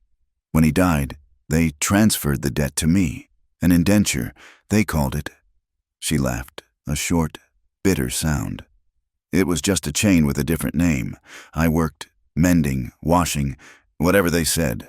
But there was another girl, younger than me, from back east. She couldn't take it. I stole a map. I cut a hole in a grain wagon. I helped her get on it. She paused, remembering. They caught me. Not her, me, the foreman. He said I was damaged goods. Not worth the trouble. He sold my debt to Billings for $10. Said Royce knew how to handle rebellious stock. She looked down at her hands. I was a bargain. Eamon still did not move. That's my story, she said, her voice flat. I'm the woman who cost $10. What's yours? He turned, slowly. His face, in the morning light, was a ruin. The lines around his eyes were not just from grief. They were from a rage so old it had turned to stone. Dre, he said. His voice was a rasp, a sound of rust and disuse. It's always been Dre, even for me. He walked over to the dying embers, his eyes fixed on something she could not see. It was last year, the smallpox. It came up from the south, hit the settlement, it hit my home. My wife, Sarah, my boy, Thomas. He was 12. His voice broke. Just for a second, a crack in the stone. He cleared his throat and went on. They were sick, not bad, not yet, just the fever. I was going to take them to my sister's place, in the next county, out of the quarantine. I hitched the wagon. I had them wrapped in blankets. We got to the county line. He stopped. He picked up a piece of charred wood and stared at it. Dre was there. He had 2 men. He'd set up a health checkpoint, a toll. He called it a passage fee to protect the next county. He wanted $100. I didn't have it on me, Eamon whispered, his voice raw. Not that much. I had 20, 30. He laughed. He said the price was $100. He said I had to turn back. I argued. He put his hand on his gun. So I turned back. I left them in the wagon, by the road. Told Sarah I'd be back. I rode like a madman. I tore the ranch apart. Got the money from the safe. I rode back. He crushed the piece of wood in his fist. Black dust falling to the floor. He was gone. The checkpoint. It was gone. It was just an empty road. It wasn't a checkpoint. It was just a shakedown. It was just him. The ride back, the argument, it was hours, 4, maybe 5 hours. By the time I got back to the wagon, the fever. Thomas. He didn't finish. He couldn't. He stood there, his fist clenched. A man hollowed out by 5 lost hours. It was too late. I was too late. He killed them. Mira, as surely as if he'd used a gun. He killed them for $100. The silence in the shack was absolute. The 2 stories hung in the air, 2 separate, terrible weights, until they slowly, inevitably, connected. They formed a single, brutal, ugly shape. He's the linchpin, Mira said, her voice a low hiss. Dre. He's the one who forges the papers for Billings. He's the one who runs the security for Llewellyn. He's the chokehold. On you, on me, on the whole damn town. They're all part of it, Eamon said, his voice now a low, cold monotone, the grief replaced by a terrible, clear purpose. Billings, Dre, Llewellyn. A 3-headed snake, and we just set fire to its nest. We have the proof, Mira said. She picked up the ledger. We have this. She reached into her boot and pulled out the small, folded carbon copies Doc Forrester had made. And we have this, the waybill. She unfolded one. The triangle, the no-stop run, the ghost train. She looked at the date on the paper. The blood drained from her face. Eamon, she said, her voice sharp. What day is it? Thursday, he said. No, Friday. We've been Friday. I got this on a Sunday, she said, her hands shaking. The waybill, it said shipment 1 week. That was 5 days ago. 1 week from Sunday is Saturday. He breathed, the realization hitting him. Tomorrow, she whispered. The train. It's not in 6 days. It's not next week. It's tomorrow night. Those 4 girls, they're shipping them tomorrow night. The air left the room. The long con, the slow-burning plan to get the ledger, send it to Cheyenne, and wait. It was gone. They had no time. They had 1 day. Eamon's stillness broke. He was a new man. The quiet, grief-stricken rancher was gone. In his place was a cold, calculating field general. We don't just save them, he said, his voice flat and hard. We break the spine of the entire network. We do it all. Tomorrow, he grabbed her arm. We ride. They gathered their allies in a whirlwind of frantic, quiet purpose. They found Jonah at the main ranch, his face pale with worry, a rifle across his knees. Eamon didn't explain. He just said, it's tomorrow, and it's for Thomas. Jonah Pike, who had taught the boy to ride, just nodded, his face hardening. What do you need? A distraction, Eamon said. A big one, at Red Willow Pass. Mira rode into town, not as a shadow, but as a customer. She walked into the general store, its front windows boarded up from the riot. Agnes Shore, a woman in her 60s with iron-gray hair and an eye for accounts, was sweeping up glass. Mira didn't plead. She opened the debt ledger on the counter. How much has Dre taken from you in inspection fees this year? Agnes Shore looked at the book, then at Mira. She put the broom down. That little bastard, she hissed. He calls it civic duty. I call it theft. Tomorrow night, Mira said. We're ending it. We need the town. We need a sound, a signal. Agnes's eyes glinted. The church bell, she said. It's the only thing in this town louder than Dre's mouth. I'll pull the rope myself. They found Doc Forrester and Ivy in the doctor's surgery. He was packing his medical bag. Ivy was huddled in a corner, her face pale. We're leaving, Doc said. They'll hunt you. They'll hunt anyone who helped you. Good, Eamon said, blocking the door. Let them hunt. We're setting a trap. We need you. Doc, we need the telegraph. Can you get a message to Cheyenne, to the U.S. Attorney? And Denver, Mira added. Stepping in, hit them from both sides, a state and a federal complaint. It'll confuse them, make them fight over jurisdiction. It'll buy us time. Doc Forrester stopped packing. He looked at the two of them, at the new, hard fire in their eyes. He slowly unpacked his bag. A telegraph, he mused, a slow, dangerous smile spreading. I know the operator. He owes me for his gallstones. Ivy was shaking. They'll kill us. Royce, he'll burn the whole town down. Let him, Mira said, walking over to her. She put her hands on Ivy's shoulders. We'll rebuild it, without the rats. The plan was set, a 3-pronged attack.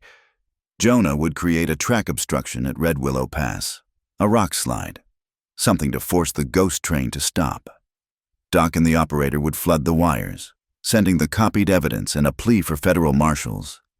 And Agnes, at the precise moment, would ring the church bell, a signal for every decent person in Larkspur Gulch to come to the town square, to be a wall of witnesses.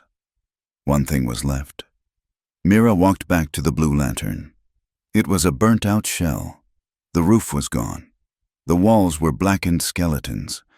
And in the alley where it all began, hanging from the iron ring, was the chain. It was fused, half melted, but it was there. She walked into the alley in broad daylight. A few townsfolk, picking through the debris, stopped and watched. She put her hands on the cold, fused metal. She pulled. It held. She walked out and came back with a crowbar from Jonah's wagon. She jammed it into the ring and, with all her strength, tore it from the wall. A shower of splintered wood and brick falling. She picked up the chain. It was heavy, a 10-foot length of blackened, twisted iron. She walked out of the alley, holding the chain, and she did not hide. She carried it, a living, terrible piece of evidence. Back to the ranch. Eamon was not idle. He was at his forge. He fired it up, The whoosh of the bellows a dragon's breath. He was a rancher, a man who mended, who fixed, who knew the properties of steel. He was not mending now. He was making. He took a small, fine piece of tool steel. He heated it, hammered it, quenched it. His movements precise and filled with a cold, focused fury. He was not making a weapon. He was making a key, a set of them. Small, intricate lockpicks, light and sharp, designed to open the cheap, strong locks used on transport. When he was done, he took a small, sharp file. On the handle of the largest pick, he carved a single word, choose. The sun was setting. Tomorrow. It was all balanced on the edge of tomorrow. The 5 o'clock whistle blew from the depot, the last public train of the day heading west. It was their signal, the start of the long, final night. Eamon and Mira stood by the forge. He held the new, shining pick in his hand. She held the old, blackened chain. He looked at her. It's time. He lifted his hand into the still, evening air, and in the silence between the whistle's echo and the rising of the crickets, he snapped his fingers. A single, sharp, metallic click. The sound of a lock opening, the sound of a vow being kept. Red Willow Pass was a gash in the earth. A narrow, winding canyon where the railroad tracks were laid on a shelf blasted from the sheer granite cliffs. The creek ran 200 feet below. It was a place of shadows and bad echoes. A perfect throat in which to stop a train. It was Saturday night, 9 o'clock. The air was cold, sharp with the scent of pine and iron. Jonah Pike had been there since dusk, working with a heavy pry bar and a set trio of oak wedges he'd cut himself. He wasn't a railroad man, but he was a master of leverage and materials. He didn't try to break the rail. That would be a derailment, a massacre. He found a joint where 2 rails met and hammered his oiled wedges between the fish plate and the rail itself. It was a subtle, viscous piece of work. It wouldn't break. It would give. It would feel to the engineer like a catastrophic track failure, a sudden, terrifying sinking of the line. Far below, in the darkness, Mira Talbot was already in position. She had walked the final 2 miles, her face and hands stained with dark mud, the choose pick and her skinning knife secure in her boots. She lay flat on a narrow ledge, just 5 feet from the track, hidden by a cluster of deadfall. A mile away, Eamon, Doc Forrester, and a wagon loaded with horses were hidden in a box canyon, waiting, and on the train itself, which had left Larkspur Gulch 10 minutes ago. Ivy Finch was preparing for her performance. The train was not a long one. It was Llewellyn's personal engine, the Wyoming, pulling his opulent 80-foot private car. The car was a rolling fortress of dark mahogany and brass, but attached behind it, like an ugly, brutal afterthought, was a single, windowless, livestock-turned boxcar, its doors sealed with a heavy railroad padlock. The first sound was a vibration, a thrum in the soles of Mira's boots. Then, a low rumble, echoing, multiplied by the canyon walls. A pinprick of light appeared, swelling to a glaring yellow eye. The engine thundered into the pass. It hit Jonah's trap at 40 miles an hour. The sound was not a crash. It was a violent, metallic scree, a shriek of tortured steel, followed by a sickening, grinding lurch. The entire engine and tender dipped, as if the track had turned to mud. The engineer saw his life flash before his eyes. He slammed on the air brakes. The train's wheels locked, showering the canyon walls with a waterfall of white-hot sparks. The hissing of the steam and the screaming of the metal was a sound from hell. The train slid, bucking and groaning, for a quarter of a mile before shuddering to a violent, final stop. The boxcar halting exactly 50 yards from Mira's hiding place. In the engine cab, the engineer and his firemen were shaking, peering into the darkness. What was that? Did we jump the track? The cab door slid open. A man was there, having climbed up the tender in the confusion. Eamon Ridge. His face was a hard, shadowed mask. He held his revolver in his hand, but it was pointed at the floor. "You have a track obstruction." Eamon's voice was a low, absolute command. "For the safety of your engine, you will stay in this cab. You will not touch the throttle. You will not release the brake. You will sound the whistle. Once. For emergency stop. The engineer, looking at the cold gray eyes of the man and the gun in his hand, did exactly as he was told. A high, single, piercing whistle blast echoed down the canyon. It was Mira's signal. She broke from the shadows, running low, a ghost in the locomotive's headlight steam. She reached the boxcar. The lock was massive, a solid brass and iron beast. She pulled the pick from her boot, the one he had carved. Choose. Her hands were steady. She slid the fine, tempered steel into the keyway. She had practiced on every lock at the ranch. This one was crude, but strong. She felt the tumblers, her touch as delicate as a surgeon's. One pin clicked, a second, a third. She applied tension, a sharp, final, beautiful click. The lock sprang open in her hand. She grabbed the heavy bar and rolled the door open. The stench that hit her was overpowering fear, unwashed bodies, despair. "Who's there?" a voice whispered from the darkness inside. "My name is Mira," she said, pulling herself up. "I'm getting you out." Inside Llewellyn's private car, the scene was chaos. The stop had thrown everyone to the floor. Horace Llewellyn, a man in a velvet smoking jacket, had landed in a pile of broken glass. Royce Billings, who had been drinking, had flown headfirst into a bulkhead. Sheriff Dre was on his knees, his badge askew. "What in God's name is happening?" Llewellyn shrieked, his face pale. Ivy Finch, dressed in a prim, black and white attendant's uniform, was the first to her feet. "Oh, my heavens, the boiler! It must be the boiler!" "Sabotage," Royce bellowed. Finding his footing, he grabbed a lantern. "Dre, come on, it's that bastard! Ridge!" "Everyone stay calm," Ivy yelled, playing her part. She grabbed the silver pot of coffee that had been heating on a spirit lamp. "An emergency! Oh, dear!" She tripped, sending a stream of scalding hot coffee directly onto the front of Royce Billings. Billings screamed, a high, thin sound, as the boiling liquid hit his chest. He clawed at his clothes, his face a mask of agony, completely blind and useless. Dre, momentarily stunned by Billings's scream, ran for the door.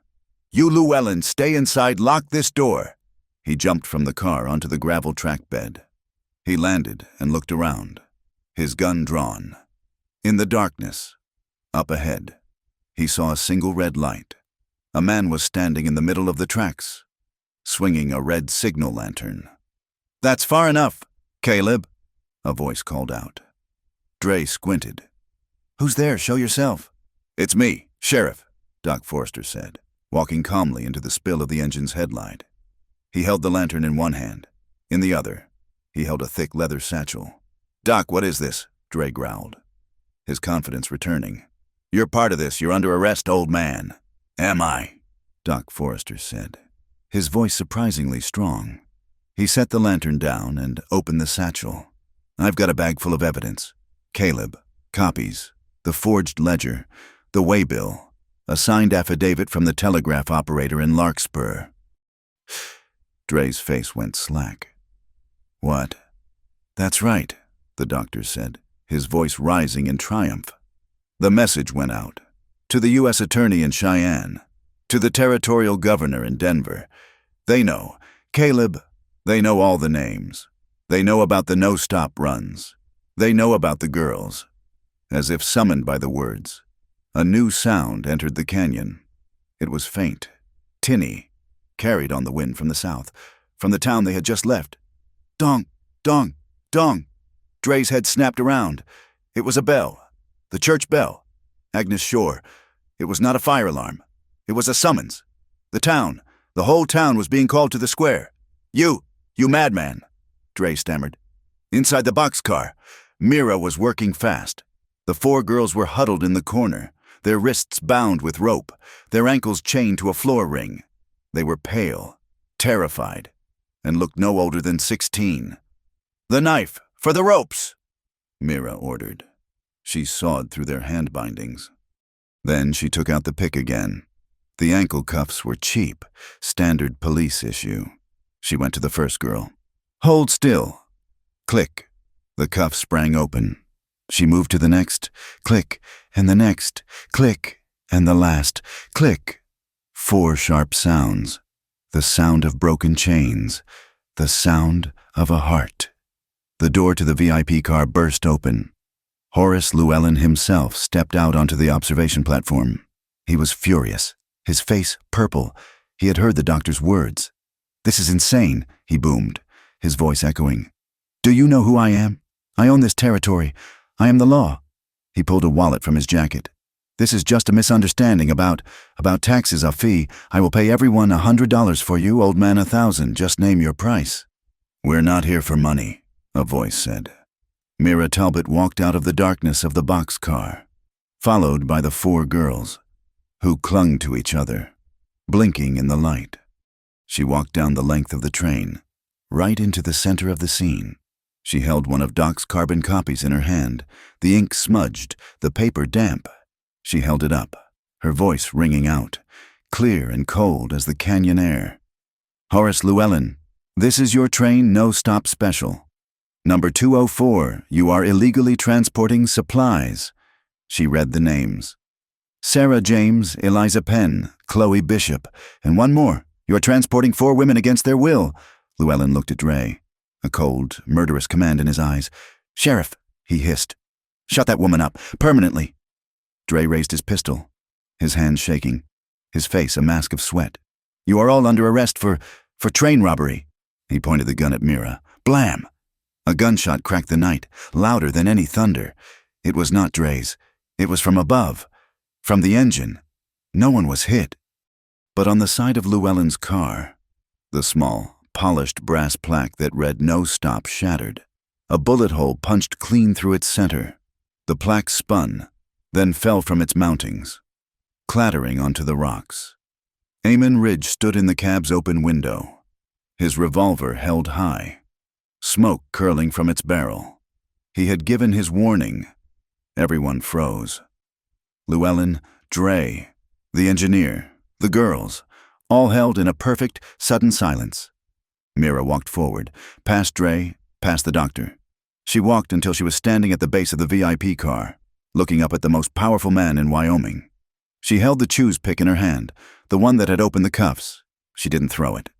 She reached up and placed it, deliberately, on the bottom step of Llewellyn's private car. A small, steel offering. A verdict. "No one is going anywhere," she said. The forced march back to Larkspur Gulch was a slow, grinding humiliation for Horace Llewellyn. The Wyoming engine was crippled, its drive wheels damaged by the jammed track. Eamon and Jonah, their faces hard and unforgiving in the moonlight, forced the engineer to reverse, to push the opulent private car and the liberated boxcar backward, thud by thud, all the way back to town. It was a 5-mile journey that took more than 2 hours. A rhythmic, jolting funeral procession for the arrogance of one man. As they neared the town limits, the sound reached them. Dong, dong, dong. The steady, unwavering, solemn toll of the church bell. It was not an alarm for fire. It was not a call to celebration. It was a summons. The town square was not a mob. It was a sea of pale, quiet, watchful faces. They stood in the dark, drawn from their beds by the bell, which Agnes Shore was pulling with a grim, steady rhythm. They were farmers, shopkeepers, wives, and children, their lanterns held low, their expressions a mixture of terror and a new, cold curiosity. They had all lived under Dre's thumb, all paid Llewellyn's invisible taxes, and now the heart of that power was being pushed, broken, into their midst. The wagon from the box canyon was already there. Ivy Finch, her face scrubbed clean of its saloon paint, sat on the buckboard, in the wagon bed, wrapped in blankets provided by Doc Forrester, sat the 4 rescued girls. They were trembling. Yes, but they were not cowering. As the crowd murmured, they held their heads high, their pale faces like 4 small, defiant moons in the darkness. The crippled train shuddered to a final, hissing halt at the depot. Eamon, Jonah, and Doc Forrester marched their prisoners into the square. Horace Llewellyn, his velvet jacket ripped. Sheriff Caleb Dre, his hands unbound but his gun belt missing, his face a sickly gray. And Royce Billings, his hands tied, his chest a raw, blistered mess from the coffee, his eyes darting like a cornered rat. They were pushed into the center, into the circle of lantern light. Mira Talbot walked last. She was not carrying the ledger. Doc had that. She was carrying the blackened, half-melted logging chain from the alley. She carried it coiled, like a dead serpent, in her hands. She did not wait. She did not ask for permission. She walked to the central town well, stepped up onto the stone lip, and turned to face the people who had, for a year, watched her suffer. The bell stopped. The silence was absolute. Mira lifted the chain. She held it high, the heavy, fused links clinking with a dead, metallic sound. "You all know what this is," she said, her voice not a scream, but a clear, carrying, cold statement that cut through the night air. "You've all seen it. This is what Royce Billings calls debt." She looked at Dre. "This is what Sheriff Dre calls the law." She turned her gaze to the sputtering, furious railroad baron. "And this is what Horace Llewellyn calls supplies." She let the chain drop, link by link, onto the stone. The sound a series of sharp, final reports.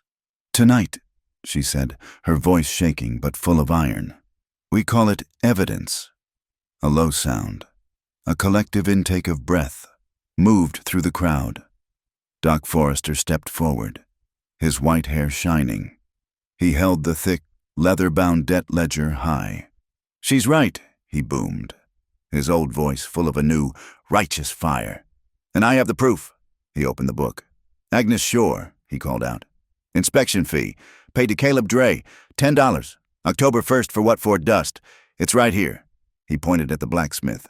"Henry Pike, permit fee, $20. His signature, his forgery, he took from all of you. He used the law to feed Llewellyn's greed, and he used Billings to do his dirty work." The low murmur was no longer fear. It was a growl. It was the sound of 100 small, quiet angers finally finding a single voice. "This is madness." Horace Llewellyn, finally finding his footing, stepped forward. He was a man who believed in one thing, the absolute power of money. He pushed Doc aside, his face a mask of condescending fury. "You people are being children. This is a simple business negotiation." He reached into his ruined jacket and produced a heavy, chamois leather bag. He held it up. It jingled. It was the sound that had always worked, the sound that had built his empire. This woman," he spat, pointing at Mira, "is clearly hysterical. A misunderstanding. All of this, I am prepared, on behalf of the railroad, to make a civic donation to soothe the nerves of this fine town." He held out the bag of gold. "There is enough here for a new roof on your church. Enough for everyone to forget this unfortunate excitement." No one moved. Then Agnes Shore, her face like granite, walked out of the crowd. She was not carrying a broom. She was carrying a 50-pound sack of Arbuckle's best flour. She walked right up to Llewellyn, her eyes blazing. "We don't eat gold, Mr. Llewellyn," she said, and with a strength no one knew she possessed, she heaved the bag and threw it, not at him, but to him. Llewellyn, in a moment of pure reflex, caught it. The bag, old and brittle, burst in his arms. A massive, white, ghostly cloud erupted. Llewellyn vanished inside it. When the cloud settled, he was standing there, sputtering, his velvet jacket, his face, his hair, all caked in a thick, white, pasty coating. A single sharp bark of laughter came from the back of the crowd, then another, and then the dam of fear broke. The town laughed. They roared. They pointed. They cried with a sudden, hysterical, liberating mirth. Llewellyn, the demigod, was a clown. Sheriff Caleb Dre saw his world ending. The laughter, the loss of fear. It was the end of his power. He made his final, desperate play. He had a small, backup pistol in his boot. He drew it, his hands shaking, his face a mask of sweat. "This is insurrection," he screamed, his voice cracking. "You are all under arrest, you girl." He leveled the gun at Mira. "You're the first," Eamon Ridge, who had been standing silent, a shadow by the well, moved. He did not draw his gun. He did not lunge. He simply stepped with a calm, deliberate, and final motion.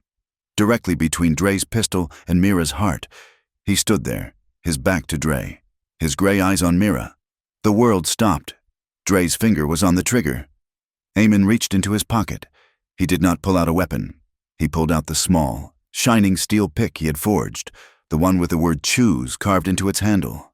He held it out to Mira, not as a gift, as a commission, as a transfer of his own quiet, terrible vengeance, now placed in her hands.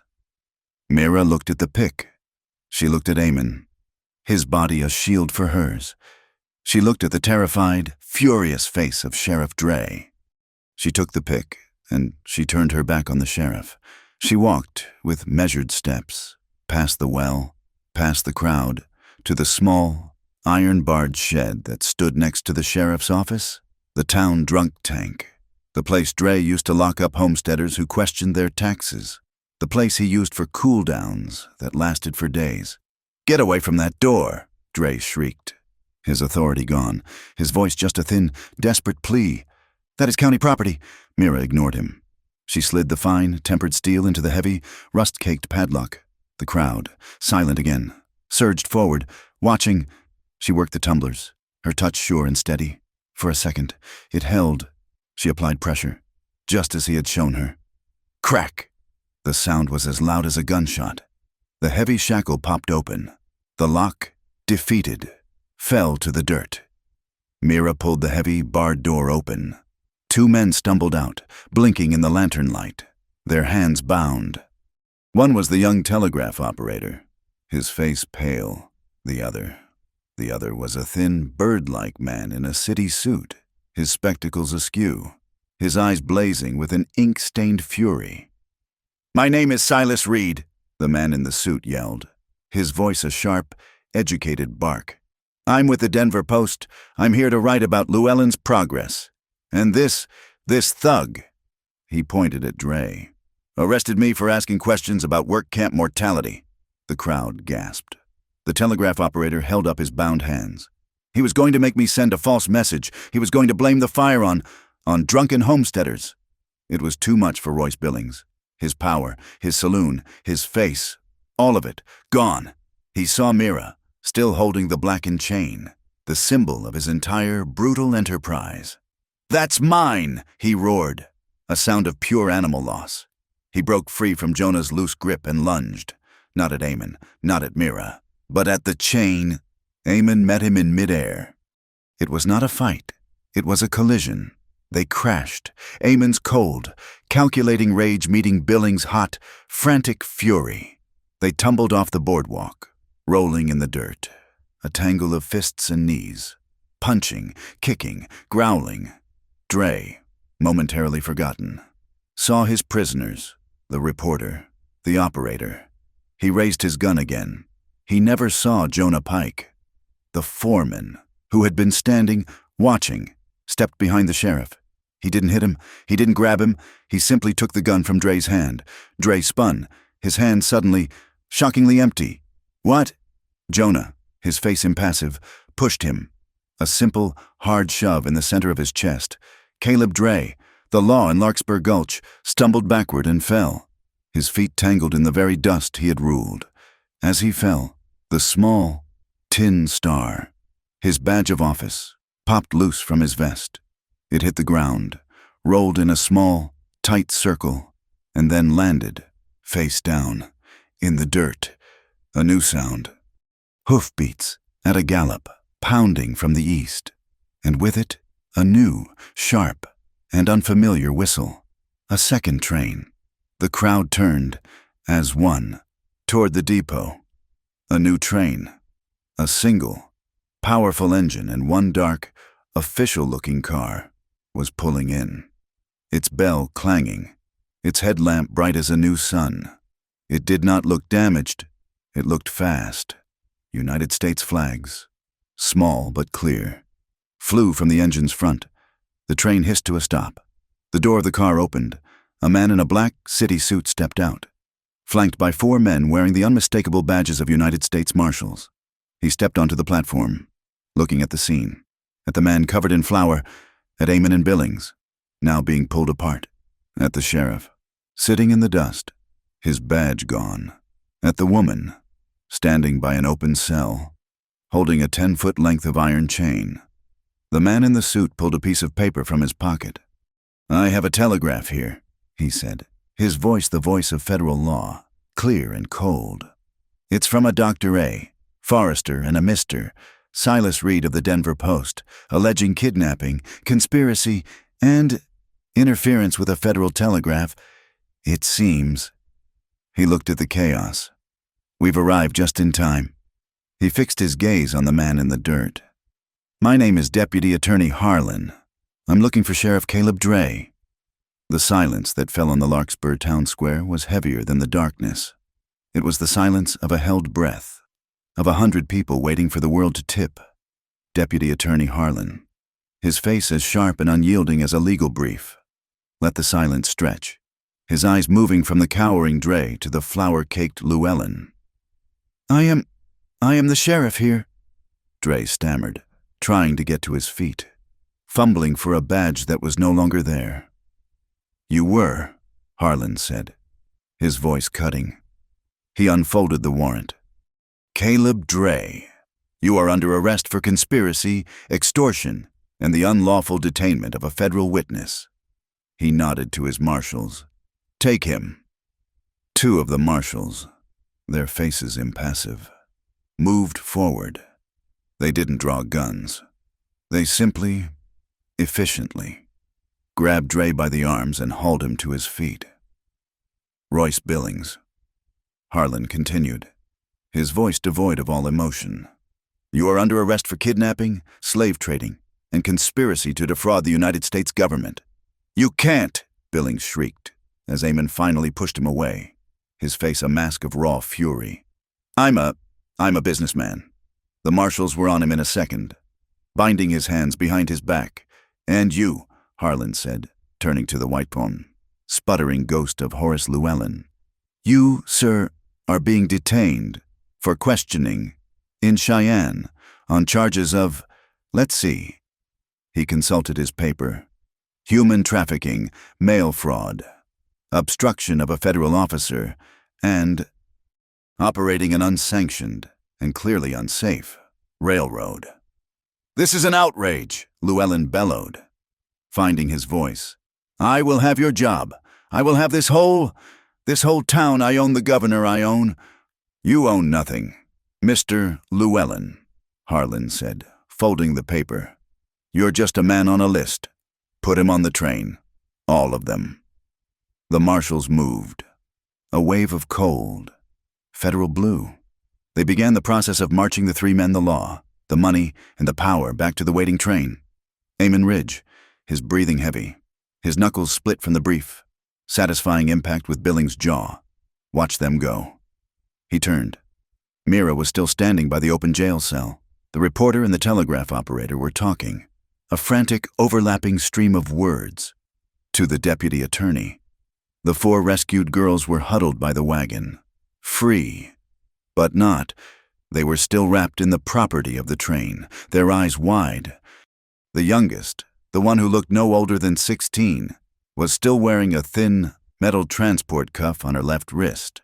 A final oversight, a final link. Eamon saw it. He walked to the marshal who had taken Dray's keys. He didn't ask. He just held out his hand. The marshal, seeing the cold, quiet authority in the man's eyes, an authority that outranked any badge, handed him the ring of keys. Eamon walked, not to the girl, but to Mira. She was watching the prisoners, her face pale in the first, weak, gray light of dawn. The chain, her old chain, was still coiled at her feet. Eamon stood in front of her. He did not touch her. He just held out the ring of keys. He had opened her lock with a bolt cutter, a brute force of rescue. Now, he was giving her the power of the law. She looked at the keys. She looked at him. She understood. She took the ring from his hand. Her fingers were steady. She walked to the huddle of girls. They flinched as she approached, their fear of strangers still a raw, open wound. Mira knelt in the dirt in front of the youngest one. "My name is Mira," she said, her voice soft, the first soft sound she had made. "This is going to be the last time. For anyone." She found the right key. She slid it into the lock of the cuff. The girl was shaking, her small wrist trembling. The crowd, which had been murmuring, went silent again. This was the real trial. This was the real verdict. Mira turned the key. Click. The sound was not loud. It was tiny. It was the sound of a pin falling, of a single drop of water, of a world changing. The cuff sprang open, a perfect, empty circle of steel. It dropped from the girl's wrist and hit the dust with a soft thud. The girl looked at her hand. She turned it over, flexed her fingers. And then, a sound that no one had heard in all this long, dark night. She sobbed. It was a sob of pure, undiluted, and devastating release. She threw her arms, not around Mira, but around the other girls, and they collapsed into a weeping, laughing, shaking huddle. The town broke. It was not a cheer. It was a roar. It was a primal, human sound. 100 held breaths, 100 hidden angers, 100 secret fears, all let go in one single, explosive, cathartic moment. Jonah Pike, his face carved of wood, found a tear rolling into his beard. He wiped it away, angry, and then let it come. Agnes Shore, the Iron Woman, sat down hard on the well curb and cried into her apron. The blackened, ugly chain at Mira's feet was not forgotten. The blacksmith, Henry Pike, Jonah's brother, walked forward. He picked it up. He did not ask. He walked to the town's central notice post, a thick timber that stood in front of the town hall, the place where Dre had posted his fees and penalties. He wrapped the chain around it, high, where everyone could see. He took a hammer and a spike from his belt and, with 3 ringing blows, he nailed it there. It was not a trophy. It was a testament, a warning, a scar, left out in the open, a reminder of the price of silence. The marshals were ready. "Move me out!" As Royce Billings was dragged past, his face a swollen, purple mask of hate. He saw Mira and Eamon. They were standing near each other, not touching, but linked by an invisible, powerful line. Billings stopped, straining against the marshal's grip. He spat a wad of bloody phlegm at the dirt near Mira's feet. "So that's it," he hissed, his voice a wet rasp. "All this? For what? What are you to him? Huh? Are you his new wife? Are you his whore? Are you just his new debt?" It was his last, venomous arrow, aimed at the one place he knew she was wounded. Mira did not flinch. She did not look at the ground. She held his gaze, her own eyes clear and cold. Then she looked at Eamon. He was watching her, and his face, his hard, broken, stone-like face, was open. In his eyes, she did not see a rescuer, or a master, or a customer. She just saw him. She saw the man from the line shack, the man who had held her, the man who had asked. She saw the warmth of the embers from that fire, still burning, safe, in his eyes. A small, slow, an absolutely certain smile touched her lips. She turned back to Billings, the man in the dust. "I'm a person who chose," she said, her voice clear. "And a person who was chosen, that's a language you will never understand. Move!" The marshal growled and shoved Billings forward. Eamon's hand moved. He did not grab her. He did not pull her. He simply found her hand, his fingers, calloused from the forge and the rains, brushed hers, her fingers, scarred from the fire in the alley, met his. They laced together. It was not a gesture for the crowd. It was a gesture for themselves. It was the closing of a circuit. It was the promise, not of a perfect, easy life, but of a shared one, a life they would build, with their own hands, on their own terms. Ivy Finch, her face streaked with tears, ran from the wagon and threw her arms around Mira. Doc Forrester, his bag suddenly feeling light, clapped Eamon on the back. The townsfolk, one by one, began to move. They touched each other's shoulders. They nodded. They looked at the chain on the post. The fear was broken. The old, cold lock was gone. From the church, the bell began to ring. Not the frantic alarm of the fire, not the solemn summons of the bell. Agnes Shore was pulling the rope in a wild, joyful, chaotic peal. It was the sound of a new day. On the roof of the town hall, the American flag, which had hung limp in the pre-dawn air, suddenly caught a new, sharp wind from the east. It snapped, a sharp crack, and unfurled, its stars bright against the new, red-gold sky. The federal train, the second train, gave a sharp, official blast. It began to move, backing away, its engine hissing. It pulled its cargo of broken men away from the town, leaving behind a set of clean, shining, empty rails. An open road. Mira stood, her hand held tight in Eamon's. She watched the train disappear. Then she turned. Her gaze was drawn, pulled by a terrible gravity, back to the alley, the burnt-out skeletal ruin of the Blue Lantern, the place her story began.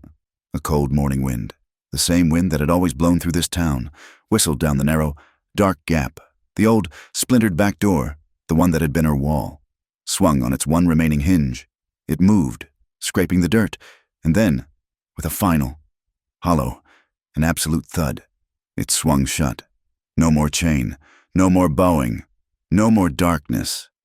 The sun was cresting the ridges, flooding the town square with a clean, sharp, dust-filled light. It hit the woman with the scarred arm, and the man with the haunted eyes, and it found them standing together. Their revenge was done, and their love, hard-won and real, was finally standing in the broad, open daylight. Thank you for listening to our story. We would love to know where you are listening from, so please leave a comment down below to connect and share your thoughts. Be sure to subscribe to Wild West Stories 1850 like this video, and give it an extra boost by hitting that hype button to help this story be heard by more people.